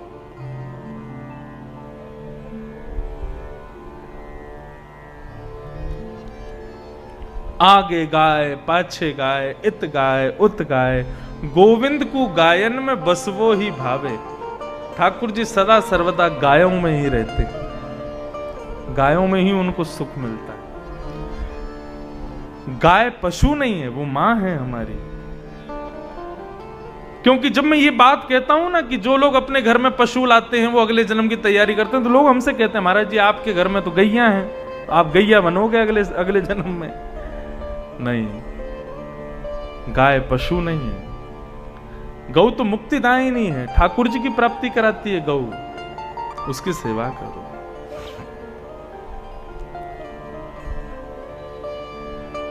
भरत जी महाराज उस हिरण में फंस गए। अब हिरण का बालक धीरे धीरे बड़ा होने लगा। एक दिन उसके वो बाहर घूम रहा था। भरत जी अब वृद्ध हो गए थे, अपनी कुटिया में लेटे लेटे उसको देख रहे थे। अब तो भजन वजन सब छूट गया, उसी में ही मन लग गया था हिरण के बच्चे में। एक दिन हिरणों का झुंड जा रहा था, तो इस हिरण के बालक ने जैसे ही देखा कि हिरणों का झुंड है, तो दौड़ करके उसी हिरण के झुंड में जाकर के मिल गया और भरत जी को छोड़ के चला गया। भरत जी को इतना विरह हुआ उसका कि उसके विरह में ही भरत जी के प्राण निकल गए। परिणाम क्या हुआ? अंते या मति सा गति, अंत में जो सोचते हो अगले जन्म में वही बनना पड़ता है। मति ये प्राप्त हुई कि अगले जन्म में श्री भरत जी महाराज हिरण बनकर के प्रकट हुए। जैसे ही उनका जन्म हुआ, उनको अपने पूर्व जन्म की पूरी स्मृति याद आ गई। मन में विचार करने लगे, मैंने एक पूरा जन्म गवा दिया, मैंने भगवत भजन नहीं किया। अपने हिरण स्वरूप में एक नदी के किनारे पहुंच गए। वहां पर एक ब्राह्मण बैठ करके संध्या कर रहे थे। भरत जी महाराज ने हिरण के रूप में उसी ब्राह्मण को देखा और देखते देखते अपने प्राण त्याग दिए, नदी में कूद गए।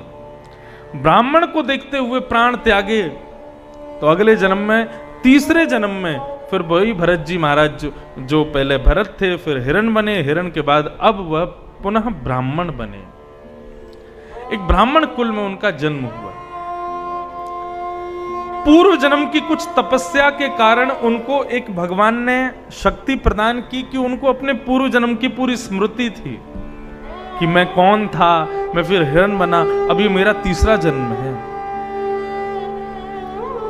भरत जी महाराज ने मन में पहले ही सोच लिया कि हे भरत, जो अपनों सुख चाहे हो तो मूर्ख बन के रहो। एक सूत्र है, जो अपनों सुख चाहे हो तो मूर्ख बन के रहो। अपना यदि सुख चाहते हो, अपना कल्याण करना चाहते हो तो मूर्ख बन के रहो। ज्यादा विद्वान बन के रहोगे तो संसार तुमको अपना कल्याण करने नहीं देगा। भरत जी महाराज सब जानते हैं, लेकिन ऐसे रहते थे जैसे कुछ पता ही नहीं है उनको। भागवत में वर्णन है कि उनके पिताजी महाराज एक विप्र कुल के पंडित थे, ब्राह्मण थे। उन्होंने भरत जी को लेकर के एक दिन गायत्री मंत्र सिखाने का प्रयास किया, तो भरत जी ने 6 महीने में भी गायत्री मंत्र याद करके नहीं सुनाया। तब उनके पिताजी ने कहा कि भरत बेटा, तू तो जड़ है। तब से उनका नाम जड़ भरत पड़ गया। सब उनको जड़ भरत कहकर के पुकारने लगे। बड़ी विचित्र स्वभाव, अलमस्त रहते थे। उनके भाई बंधु जो रहते थे साथ में, वो भरत जी को बिल्कुल जला कूचा भोजन देते थे। भरत जी उसको पाकर के आनंदित रहते थे। कुछ करते धरते भरत जी थे नहीं। एक दिन उनका भाई आया, बोले तुम पूरे दिन घर में पड़े रहते हो, खाते रहते हो, कुछ करते धरते हो नहीं हो, चलो तुम्हारे लिए काम लाया हूं। बोला जी भैया बताओ क्या करना है। बोले एक खेत है, उसकी रखवाली करनी है। जीव जंतु प्रवेश करके उसको खेत को खा जाते हैं, उनसे बचाना खेत को। जो आज्ञा। भरत जी महाराज गए खेत में। खेत में जैसे ही पहुंचे तो बाहर गाय खड़ी थी, खेत खाने के मन से। बगल में गधा खड़ा था, खेत खाने के मन से। भरत जी महाराज उनको देख करके दया करने लगे, बेचारे भूखे प्यासे बाहर खड़े हैं, नहीं खाएंगे तो कैसे काम चलेगा। तुरंत खेत के गेट खोल दिए, आओ खा लो, सब खा लो। राम जी की चिड़िया, राम जी को खेत, खाओ मेरे प्यारे भर भर पेट। पूरा खेत उजाड़ दिया चिड़ियाओं ने, जीव जंतुओं ने। रात्रि में भरत जी घर आए तो जिसके खेत की रखवाली करने गए तो वो मालिक दौड़ा दौड़ा आया, उनके भाई से बोला, अरे तुमने कैसा आदमी भेजा, पूरा खेत खवा दिया मेरा। ऐसे भरत जी थे, बिल्कुल जड़ बुद्धि थे नहीं, बन के रहते थे, ताकि मैं किसी चीज में निवृत्त ना, किसी चीज में मेरी आसक्ति ना हो जाए, इसलिए वो मूर्ख बन के रहते थे। एक दिन ऐसा आया, भाइयों ने कहा कि भरत अब तुम किसी काम के नहीं हो, एक काम करो घर छोड़ के जाओ, कहीं और रहो, हमारे पास रहने की जरूरत नहीं है। भरत जी बोले आपकी आज्ञा की प्रतीक्षा कर रहा था भैया, आपने कह दिया अभी चला जाऊंगा। यदि बिना आज्ञा के जाता तो जीवन भर ये कष्ट लगा रहता कि भैया की बिना आज्ञा के चला गया, आपने आज्ञा कर दी, अब चला जाऊंगा। और भरत जी घर छोड़ के चले गए। राम जी का स्मरण करते हुए महाराज एक खेत में हाथ की तकिया लगा करके भरत जी सो गए। पास के एक गांव में कोल भील नरबली दे रहे थे। तो नरबली में उस मानव को बढ़िया कपड़े पहनाए गए, बढ़िया 56 भोग सजाए गए, उसके हाथ पैर बांध दिए गए, बोले 56 भोग खिलाओ फिर इसकी बलि देंगे। अब वो आदमी ना जाने कैसे कैसे करके उन कोल भीलों के बीच से भाग गया। कोल भील उसके पीछे पीछे दौड़े महाराज, तो वो तो इतनी द्रुत गति से भागा, पकड़ में आया नहीं। वो खेत पड़ गया बीच में जिसमें जड़ भरत जी सोए थे। बालक उसमें से जैसे ही निकले, वो कोल भील जैसे ही उस खेत में प्रवेश किए, भरत जी से टकरा के गिर गए। सबने लालटेन जला करके देखा तो भरत जी सो रहे थे, मोटे ताजे भरत जी। कोल भीलों ने कहा वो आदमी तो भाग गया, ये बढ़िया मिल गया, इसी की बलि चढ़ा देते हैं। और भरत जी को उठा करके ले गए अपने गांव में। भरत जी को लेकर के आए, स्नान कराया, 56 भोग कराए। भरत जी बड़े प्रसन्न, वारे कन्हैया आज तो तेने बड़ी कृपा करी, 56 भोग खिला दिए।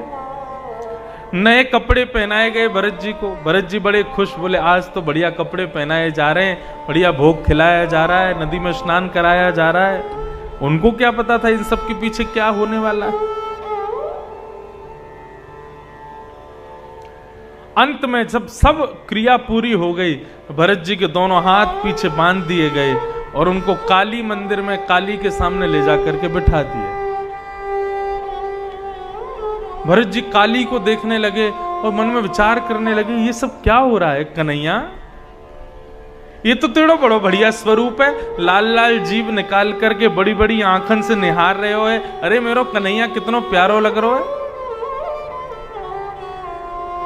तभी कोल भील कहने लगे, हे भरत, हे व्यक्ति, तेरी बलि चढ़ने वाली है, मां से कोई अंतिम इच्छा हो तो मांग ले, अब तेरी बलि चढ़ेगी। और तलवार उठा करके कोल भील खड़े हो गए। तभी भरत जी महाराज मन में विचार करने लगे, ये तीसरा जन्म भी आज नष्ट हो जाएगा। पहला जन्म गवा दिया, दूसरा जन्म गवा दिया, अब तीसरा जन्म भी मेरा आज बलि चढ़ जाएगी, ये भी नष्ट। उन्होंने काली माता के आगे हाथ जोड़ करके कहा, हे मां, मुझे नहीं पता कि मेरा क्या अपराध है कि मैं ठाकुर जी से मिल नहीं पा रहा, 3 जन्म निकल गए मेरे। लेकिन मैं इतना जानता हूं, कुपुत्रो जायेत क्वचिदपि कुमाता न भवति। पुत्र कुपुत्र हो सकता है लेकिन मां कभी कुमाता नहीं होती। हे मां, यदि मेरे बलि देने से आपको प्रसन्नता हो, मेरी बलि चढ़ने से आपको प्रसन्नता हो तो मैं स्वीकार करें, लेकिन मेरी बस अंतिम इच्छा यह है, ये मेरा तीसरा जन्म है, मैं कृपा कीजिए, मैं ठाकुर जी से मिलना चाहता हूं, अब और नहीं गंवाना चाहता अपने जन्म को। ऐसा कहकर के भरत जी ने जैसे ही अपना सर नीचे किया, कोल भीलों ने तलवार उठा करके जैसे ही उनका गर्दन काटने के लिए तलवार को नीचे किया, सहसो चाट देवी भद्रकाली, एक उच्चाटन हुआ और मूर्ति का भेदन करके भद्रकाली वहीं प्रकट हो गई। और भद्रकाली ने प्रकट होकर के तलवार छीन करके कोल भीलों के सर धड़ से अलग कर दिए और भरत जी की रक्षा हो गई। भरत जी नीचे सर झुका के खड़े थे, अभी तक कटा नहीं मेरा गला। जैसे ही उन्होंने ऊपर देखा तो चारों तरफ कोई नहीं, सामने भद्रकाली खड़ी हुई है।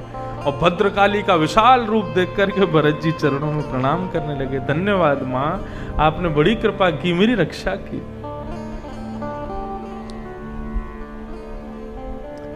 ऐसा कहकर के भरत जी महाराज सिंधु सौवीर देश पहुंचे। सिंधु सौवीर देश के राजा हैं राजा रहुगण। और राजा रहुगण अपने आप को बहुत विद्वान समझते हैं। रोज सत्संग, अच्छा सत्संग सुनने वाले लोगों में एक दुर्गुण आ जाता है। बहुत ज्यादा कथा सुनने वालों में ऐसा दुर्गुण आता है, वो अपने आप को ही ज्ञानी समझने लगते हैं। हमने बहुत कथा सुनी है, हमसे बड़ा कोई ज्ञानी नहीं। यही दुर्गुण आ गया था रहुगण राजा में।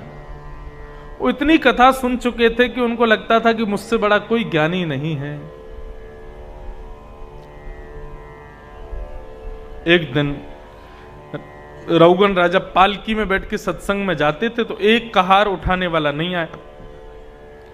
तो रहुगण ने अपने बाकी सेवकों से कहा कि राह चलता जो मिल जाए उठा लाओ उसको।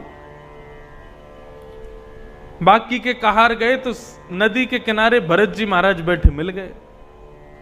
सब गए, भरत जी को उठा के लिया। भरत जी तो आ गए, भरत जी तो जड़ हैं, उनको जहां ले जाऊं वहीं चल देते हैं। भरत जी बोले क्या करना है? बोले पालकी उठानी है। बोले हाँ जी उठा लेंगे। राजा अंदर बैठ गया, सबने पालकी उठाई। अब जैसे ही चलने लगे तो भरत जी अपने नियम से रहते, तो उनका नियम था दृष्टि पूतम निषेध पादम। वो पहले आंखों से पूरी जमीन को देखते थे, कोई कीड़ा मकोड़ा चींटी तो नहीं है। और जैसे उनको कोई चींटी आदि दिखती थी तो उछल जाते थे, कूद जाते थे। चलते चलते आगे चींटियों का झुंड आ गया, उसको देखते ही भरत जी महाराज जोर से कूदे। जैसे ही कूदे तो हाथ से पालकी छूटी, पालकी छूटते ही गिर गई, राजा के सिर में चोट लग गई। अब तो राजा क्रोध में भर करके भरत जी को अपना दंड दिखाने लगे। बोले अरे खाते पीते नहीं हो क्या? कुछ खाने को नहीं मिलता? इतना पतला दुबला शरीर तुम्हारा। व्यंग कसने लगे। भरत जी खूब मोटे ताजे थे, लेकिन उनको कहने लगे हाँ भाई पतला शरीर है, चला नहीं जा रहा है, खाना पीना नहीं मिलता होगा।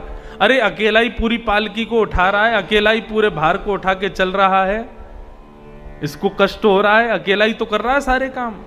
इस प्रकार से रहुगण उनसे कहने लगे। करोमि चिकित्साम दंड पाणी एवं, तेरी चिकित्सा कर दूंगा, मेरे सामने ज्यादा बन मत। इस प्रकार से रहुगण कहने लगे भरत जी से। और जैसे ही रहुगण ने कहा कि मैं इस नगर का एक छत्र सम्राट हूं, इस पृथ्वी का एक छत्र सम्राट राजा रहुगण हूं, तुम जानते नहीं हो मुझे। भरत जी महाराज को अपना साम्राज्य याद आया। 3 जन्म पहले मैं भी एक छत्र सम्राट था,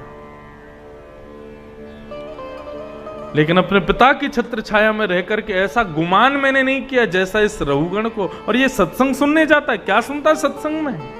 इस प्रकार की भाषा बोलता है।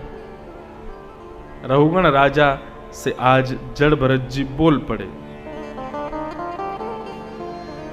स्थौल्यम कार्शम व्याधय आधयक्ष सुत्तं भयं कलिरिच्छा जनाच निदारत मन्युरहं मदस्सुचो देहेन जातस्य हि मे नशन्ति। भरत जी कहने लगे, बोले ये पतला होना, मोटा होना, भार लगना, हल्का लगना, सोना, उठना, चलना फिरना, ये सारी क्रिया शरीर की होती है रहुगण। लेकिन मैं शरीर नहीं हूं, मैं नित्य मुक्त शुद्ध आत्मा हूं। मुझे ना भार लगता है, ना मुझे कष्ट होता है, ना मुझे कोई और पीड़ा होती है। इसलिए मुझसे इस प्रकार की भाषा मत बोलो। इस प्रकार से रहुगण ने कई बातें कही, भरत जी ने कई बातें कही। तो रहुगण ने कहा, महाराज आप कौन हो? मुझे शिव के त्रिशूल से डर नहीं लगता, इंद्र के वज्र से डर नहीं लगता, परशुराम के फरसे से डर नहीं लगता, लेकिन एक वैष्णव ब्राह्मण मुझसे नाराज हो जाए इससे मुझे बहुत डर लगता है। आप कौन है मुझे बताइए। तब रहुगण जी ने, भरत जी ने अपना परिचय दिया। तब रहुगण राजा ने उनसे प्रश्न किया, प्रभु आप कहते हैं कि शरीर को कष्ट होता है, शरीर सोता है, शरीर जगता है, शरीर मोटा होता है, शरीर पतला, सब क्रम शरीर के होते हैं, आत्मा को कुछ नहीं होता, आप आत्मा हो। मैं आपसे ये प्रश्न करना चाहता हूं प्रभु, शरीर की पीड़ा आत्मा को नहीं होती, लेकिन मेरा ऐसा मानना है कि पतीले को यदि चूल्हे पर रखो तो गर्मी से पतीला गर्म होता है, पतीले की गर्मी से जल गर्म होता है, जल की गर्मी से चावल गर्म होता है, चावल की गर्मी से चावल का गर्भ गर्म होता है और वो चावल पक करके तैयार हो जाता है। तो यदि कोई पीड़ा मेरे शरीर को हुई तो वो शरीर की पीड़ा मांस को होगी, मांस की हड्डी को होगी, हड्डी की आत्मा तक तो पहुंचेगी ना। जो कष्ट शरीर को होता है वो आत्मा को नहीं होता। आप ऐसा कैसे कह सकते हो? तो बहुत ज्ञानवर्धक चर्चा है रघुगण भरत संवाद, आसानी से सबको समझ नहीं आता। भरत जी महाराज ने प्रत्युत्तर देते हुए कहा, अकोविदः कोविद वाद वादान वदस्य तो नाति विदाम वरिष्ठः न सूरयो ही व्यवहार में न त्वत्वावमर्शेन सहामनन्ते। संसार की वस्तु को भगवान से जोड़ रहे हो तुम। ये चावल संसारी वस्तु है, इसको आत्मा से जोड़ रहे हो तुम। अरे चावल पक जाता है, लेकिन चावल को तोड़ के देखोगे तो उसका गर्भ दिख जाता है। मानव को काटने पर आत्मा दृश्यमान नहीं होती। जो दिखती ही नहीं है आत्मा, उसको कष्ट कैसा? इसलिए चावल से आत्मा की गणना मत करो। इस प्रकार से रघुगण महाराज को भरत जी ने ज्ञान उपदेश किया। भरत जी बोले, मुझे इतना तत्व दर्शन कैसे होगा जो आपको है, मुझे ये सब कैसे होगा? तब रघुगण जी ने एक ही बात बताई, बिना महत पाद रजोभिषेकम। जब तक गुरुजनों के संत जनों के चरणों में नहीं बैठोगे, उनकी चरण रज को अपने माथे से नहीं लगाओगे, तब तक ये तत्व ज्ञान आत्मबोध तुमको नहीं होगा रघुगण। चाहे तुम कितनी भी कथाएं सुन लेना, संतों को प्रणाम करो, गुरुजनों को वंदन करो, तभी तुमको इस तत्व की चर्चा समझ में आएगी। इस प्रकार रघुगण ने भरत जी के चरणों में प्रणाम करते हुए अपने भाव को भरत जी के चरणों में रखा। बोलो भक्त वत्सल भगवान की। गुरुजनों की, संत जनों के चरणों में बैठने की महिमा क्या है, ये रघुगण भरत संवाद से सीखने को मिलती है। आगे मनवंतर आदियों का वर्णन किया गया और नरकों का वर्णन करते हुए फिर अजामिलोपाख्यान सुनाया गया। बंधुओं, नरक जाने वालों के लक्षण क्या हैं? कौन व्यक्ति नरक जाते हैं? ध्यान से सुनना। अत्यंत कोप कटुकाच वाणी दरिद्रतां च स्वजनेषु वैरम नीच प्रसंग कुलहीन सेवा चिन्हानि देहे नरकम गताना। नरक जाने वालों का, थोड़ी शांति से आओ भैया, और सब लोग इधर देखो, कथा सुनो प्रेम से। जो आ रहे हैं वो लोग शांति से आकर के बैठो बिल्कुल। पहली बात, नरक जाने वालों के लक्षण क्या हैं गिन लीजिएगा, और जिनमें ये लक्षण दिखे समझ जाना वो नरक जाने वाले हैं। पहला, अत्यंत कोप, भयंकर गुस्सा। यदि किसी व्यक्ति को बहुत ज्यादा गुस्सा आता है तो उसको कहना, भैया तू, तेरे पास में वीजा, तेरा वीजा लग गया है नरक का, अपने गुस्सा को कम कर। और गुस्सा कैसे कम होगा? सत्संग सुनो, भजन सुनो, संतों का संग करो, उससे धीरे धीरे गुस्सा कम होगा। अत्यंत कोप, पहली बात। कटुकाच वाणी, कड़वी वाणी बोलने वाला व्यक्ति नरक जाता है। कड़वी वाणी बोलने वाला मतलब, कई लोग, उन लोगों की वाणी में सहज ही गाली प्रकट होती है, बिना गाली दिए बोलते ही नहीं है, ऐसे लोग नरक जाएंगे। अत्यंत कोप, कटुकाच वाणी। और तीसरा, दरिद्रताम च, जो असंतोषी हैं, जितना भगवान ने दिया उसमें संतोष नहीं है, और चाहिए, और मिले, और हो जाए मेरा, असंतोषी हैं। अत्यंत कोप, कटुकाच वाणी, दरिद्रताम च स्वजनेषु वैरम। अपने परिवार से जो बैर करते हैं ऐसे लोग भी नरक जाएंगे, निश्चित जाएंगे। नीच प्रसंग, नीच लोगों का जो संग करते हैं, मतलब आप ना गलत खाते हो ना गलत पीते हो, लेकिन आप जिसके संग बैठते हो, सोते हो, खाते हो, पीते हो, वो सब करता है, वो मदिरा भी पीता है, वो भक्ष भी खाता है, तो ऐसे व्यक्ति का संग करने वाला व्यक्ति भी नरक जाएगा। आप नरक जाके बोलोगे, हे रमिराज मुझको क्यों बुलाया? बोले दूषित व्यक्ति के संग करने की वजह से तुझको पास बुलाया। अरे तो वो खाता था, वो पीता था, मैं थोड़ी खाता था। यमराज जी कहेंगे कि भैया तू उसके साथ तो रहता था, तू चाहता तो उसको बदल सकता था, उसको समझा सकता था, लेकिन तू बैठा बैठा देखता रहा और वो मुर्गे की नार मरोड़ के खाता रहा। तूने उसको एक बार भी नहीं टोका, एक बार भी मना नहीं किया उसको। हम तो डूबेंगे सनम, तुमको भी ले डूबेंगे। ये भक्ष खाने वाले, मद्यपान करने वाले तो नरक जाएंगे, लेकिन इनके संग जिसने 2 क्षण भी बैठ लिया ना जो इनके पास, वो भी नरक में जाएगा। इसलिए संभालो खुद को। या तो पाप होने मत दो, और नहीं रोक सकते तो उठ के चले जाओ। पाप होते देखना महापाप है।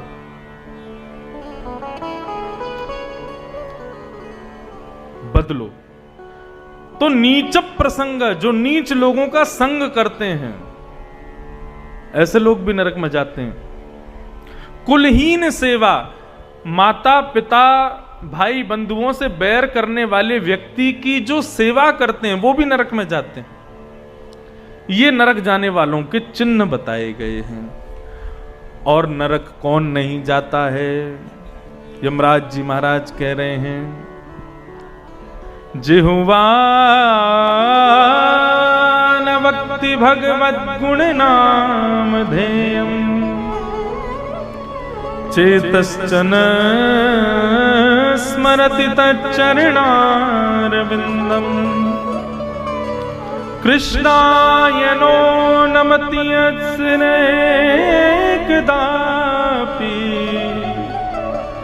तानान्यध्वस्यमसतो कृतविष्णुकृत्या। नरक कौन नहीं जाता? तो कह रहे हैं, जिह्वा न वक्ति भगवत गुणनाम धेयम्, जिसकी जिह्वा भगवत स्मरण करती है वो नहीं जाता, और जिसकी जिह्वा भगवत स्मरण नहीं करती, भगवान का नाम नहीं गाती, वो नरक जाता है। चेतश्चन स्मरति तच्चरणार विंदम, जिसका चित्त भगवान के चरणार विंदों का स्मरण करता है वो कभी नरक नहीं जाता, और जिसके चित्त भगवान का स्मरण नहीं करते चरणों का, वो नरक जाते हैं। कृष्णायनो नमति यत् सिर एकदापि, जो दिन में एक बार भी ठाकुर जी के चरणों में सिर नहीं झुकाते वो नरक जाते हैं, और जो रोज प्रातःकाल उठते ही ठाकुर जी को प्रणाम करते हैं वो नरक नहीं जाते। ये 3 काम जो व्यक्ति रोज करे, कौन कौन से? जीव से भगवान का नाम गावे, चित्त से भगवान का स्मरण करे, और सिर को ठाकुर जी के सामने झुकावे। ये 3 काम जो व्यक्ति रोज करता है उसको कभी नरक नहीं जाना पड़ता। लेकिन इसका मतलब ये नहीं है कि तुम ये 3 काम करो और 3 काम करने के बाद फिर सब उल्टे सीधे काम करो। अरे सुबह सुबह कर तो लिया नरक से बचने वाला काम, ठाकुर जी को प्रणाम कर लिया, कृष्ण नाम गा लिया, और चित्त से भगवान को याद कर लिया। अब इसके बाद तो कुछ भी खाओ, कुछ भी पियो, बच तो गए नरक से सुबह। बंधुओं, यदि ऐसा होगा तो चोर रोज 3 काम करेगा फिर चोरी करने जाएगा। ऐसे नहीं, संकल्पबद्ध हो जाओ कि हे ठाकुर जी, अब मैं कुछ गलत नहीं खाऊंगा, कुछ गलत नहीं पीऊंगा, कुछ गलत नहीं। देखो भजन क्या है? आदत बुरी सुधार लो, बस हो गया भजन, मन की तरंग मार लो, बस हो गया भजन। अपनी बुरी आदतों को सुधारो। देखो मानव के अंदर कितनी कमियां हैं 2 लोग जानते हैं, या तो भगवान जानते हैं या वो खुद जानता है, तीसरा कोई नहीं जानता है। इसलिए अपनी कमियों पर, अपने अवगुणों पर खुद काम करो और उनको ठीक करने का प्रयास करो। कहीं बंधुओं मृत्यु के बाद पछतावा होगा कि ये हम चाहते तो इसको ठीक कर सकते थे, अपने अवगुणों को पहचान सकते थे, उनको बढ़िया कर सकते थे। जीवन क्या है? यही तो जीवन है। अपने अवगुणों की लिस्ट बनाओ और हर दिन उन पर काम करना शुरू करो। मेरे ये अवगुण शांत होने चाहिए, और नहीं तो केवल हरि स्मृति करो, हरि का भजन करो। प्रेम से भाव से गाओ। हरि नाम लेने वाला, हरि नाम लेने वाला, हरि नाम गाने वाला, हरि नाम गाने वाला, हरि का है प्यारा, हरि का भजन करो, हरि है हमारा, हरि का भजन करो, हरि है हमारा, हरि का भजन करो, हरि है तुम्हारा। हरि का भजन किसके हैं हरि? करो, हम सबके हैं हरि। हरि है प्रेम से करताल बजा के गाओ। ओ हरि नाम लेने वाला, हरि नाम लेने वाला, हरि नाम गाने वाला, हरि नाम गाने वाला, हरि का है प्यारा, हरि का भजन करो, हरि है हमारा, हरि का भजन करो, हरि है हमारा। श्री राधा रमण लाल की भुजा उठा के।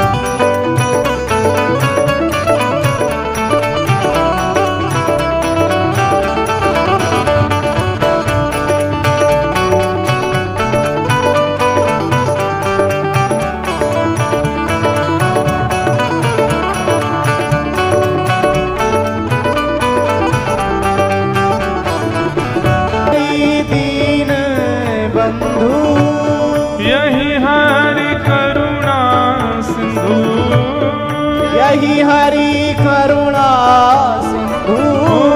नमो बारंबार हरि का भजन करो, हरि है हमारा। हरि का भजन करो, हरि है हमारा।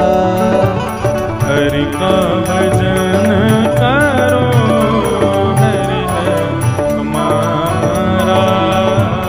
हरि का भजन करो, हरि है हमारा।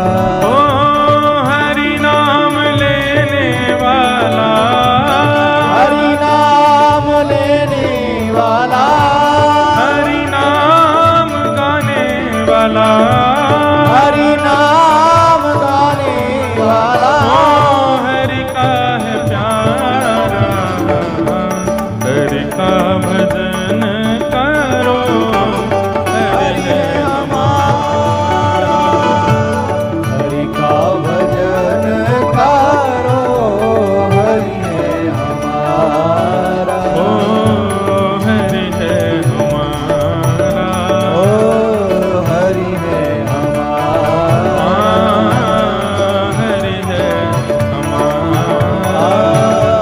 हरि है हमारा। ओ हरि है हमारा। ओ हरि है हमारा।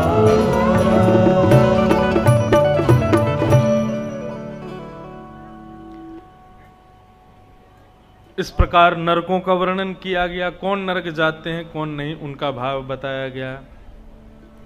आगे भागवत में एक भक्त हुए भगवान के नाम है वृत्रासुर। वृत्रासुर का प्रसंग सुनाया गया। वृत्रासुर असुर होते हुए भी भगवान की इतनी सुंदर मधुर स्तुति गाते हैं और उस स्तुति के बाद भगवत प्राप्ति उनको होती है। इनके पूर्व जन्म की कथा आदि बताई गई। फिर एक अद्भुत भगवान के भक्त की कथा बताई गई जिनका नाम है प्रहलाद। भगवान के अनन्य भक्त हुए श्री प्रहलाद जी महाराज।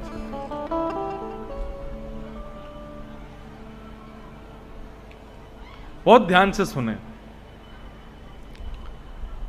आज ठाकुर जी का जन्मोत्सव होगा। अब प्रहलाद चरित्र सुनेंगे। प्रहलाद चरित्र सुनने के बाद फिर 2 श्लोकों में राम जन्मोत्सव हो, फिर कृष्ण जन्मोत्सव। इसलिए प्रेम और भाव से सब लोग एकांत चित्त होकर के बिल्कुल बैठो और श्रवण करो। प्रहलाद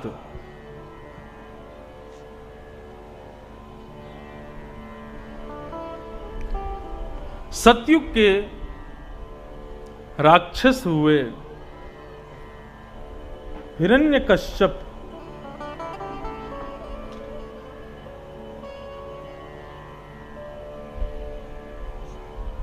और हिरण्यकश्यप जब से हिरण्याक्ष को वराह भगवान ने मारा तब से ही हिरण्यकश्यप अपने भाई की मृत्यु का बदला लेना चाहते हैं भगवान से।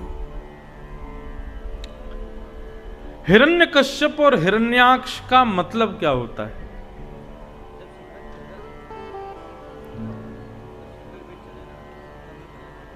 हमारे जीवन में पाप को जन्म देता है लोभ। कौन जन्म देता है? सब लोग इधर देखो, यहां देखो, कथा सुनो ध्यान से। माताएं आपस में बतियाने लगती। हम अभी कुछ दिन पहले दमोह में कथा करके गए। वहां तो सब प्रेम से कथा सुनते थे, लेकिन यहां माताएं बहुत जल्दी बात करने लगती हैं। यहां पास में ही है जबकि दमोह सब एक बार। और जबलपुर पहली बार नहीं आए हम, दो तीन बार आ चुके हैं। लेकिन सालीबाड़ा में माताओं का मन घर में ही लगा रहता है, कथा में कम लगता है। बुरा मत मानना। हम 4 घंटे आपको ही देखते रहते हैं।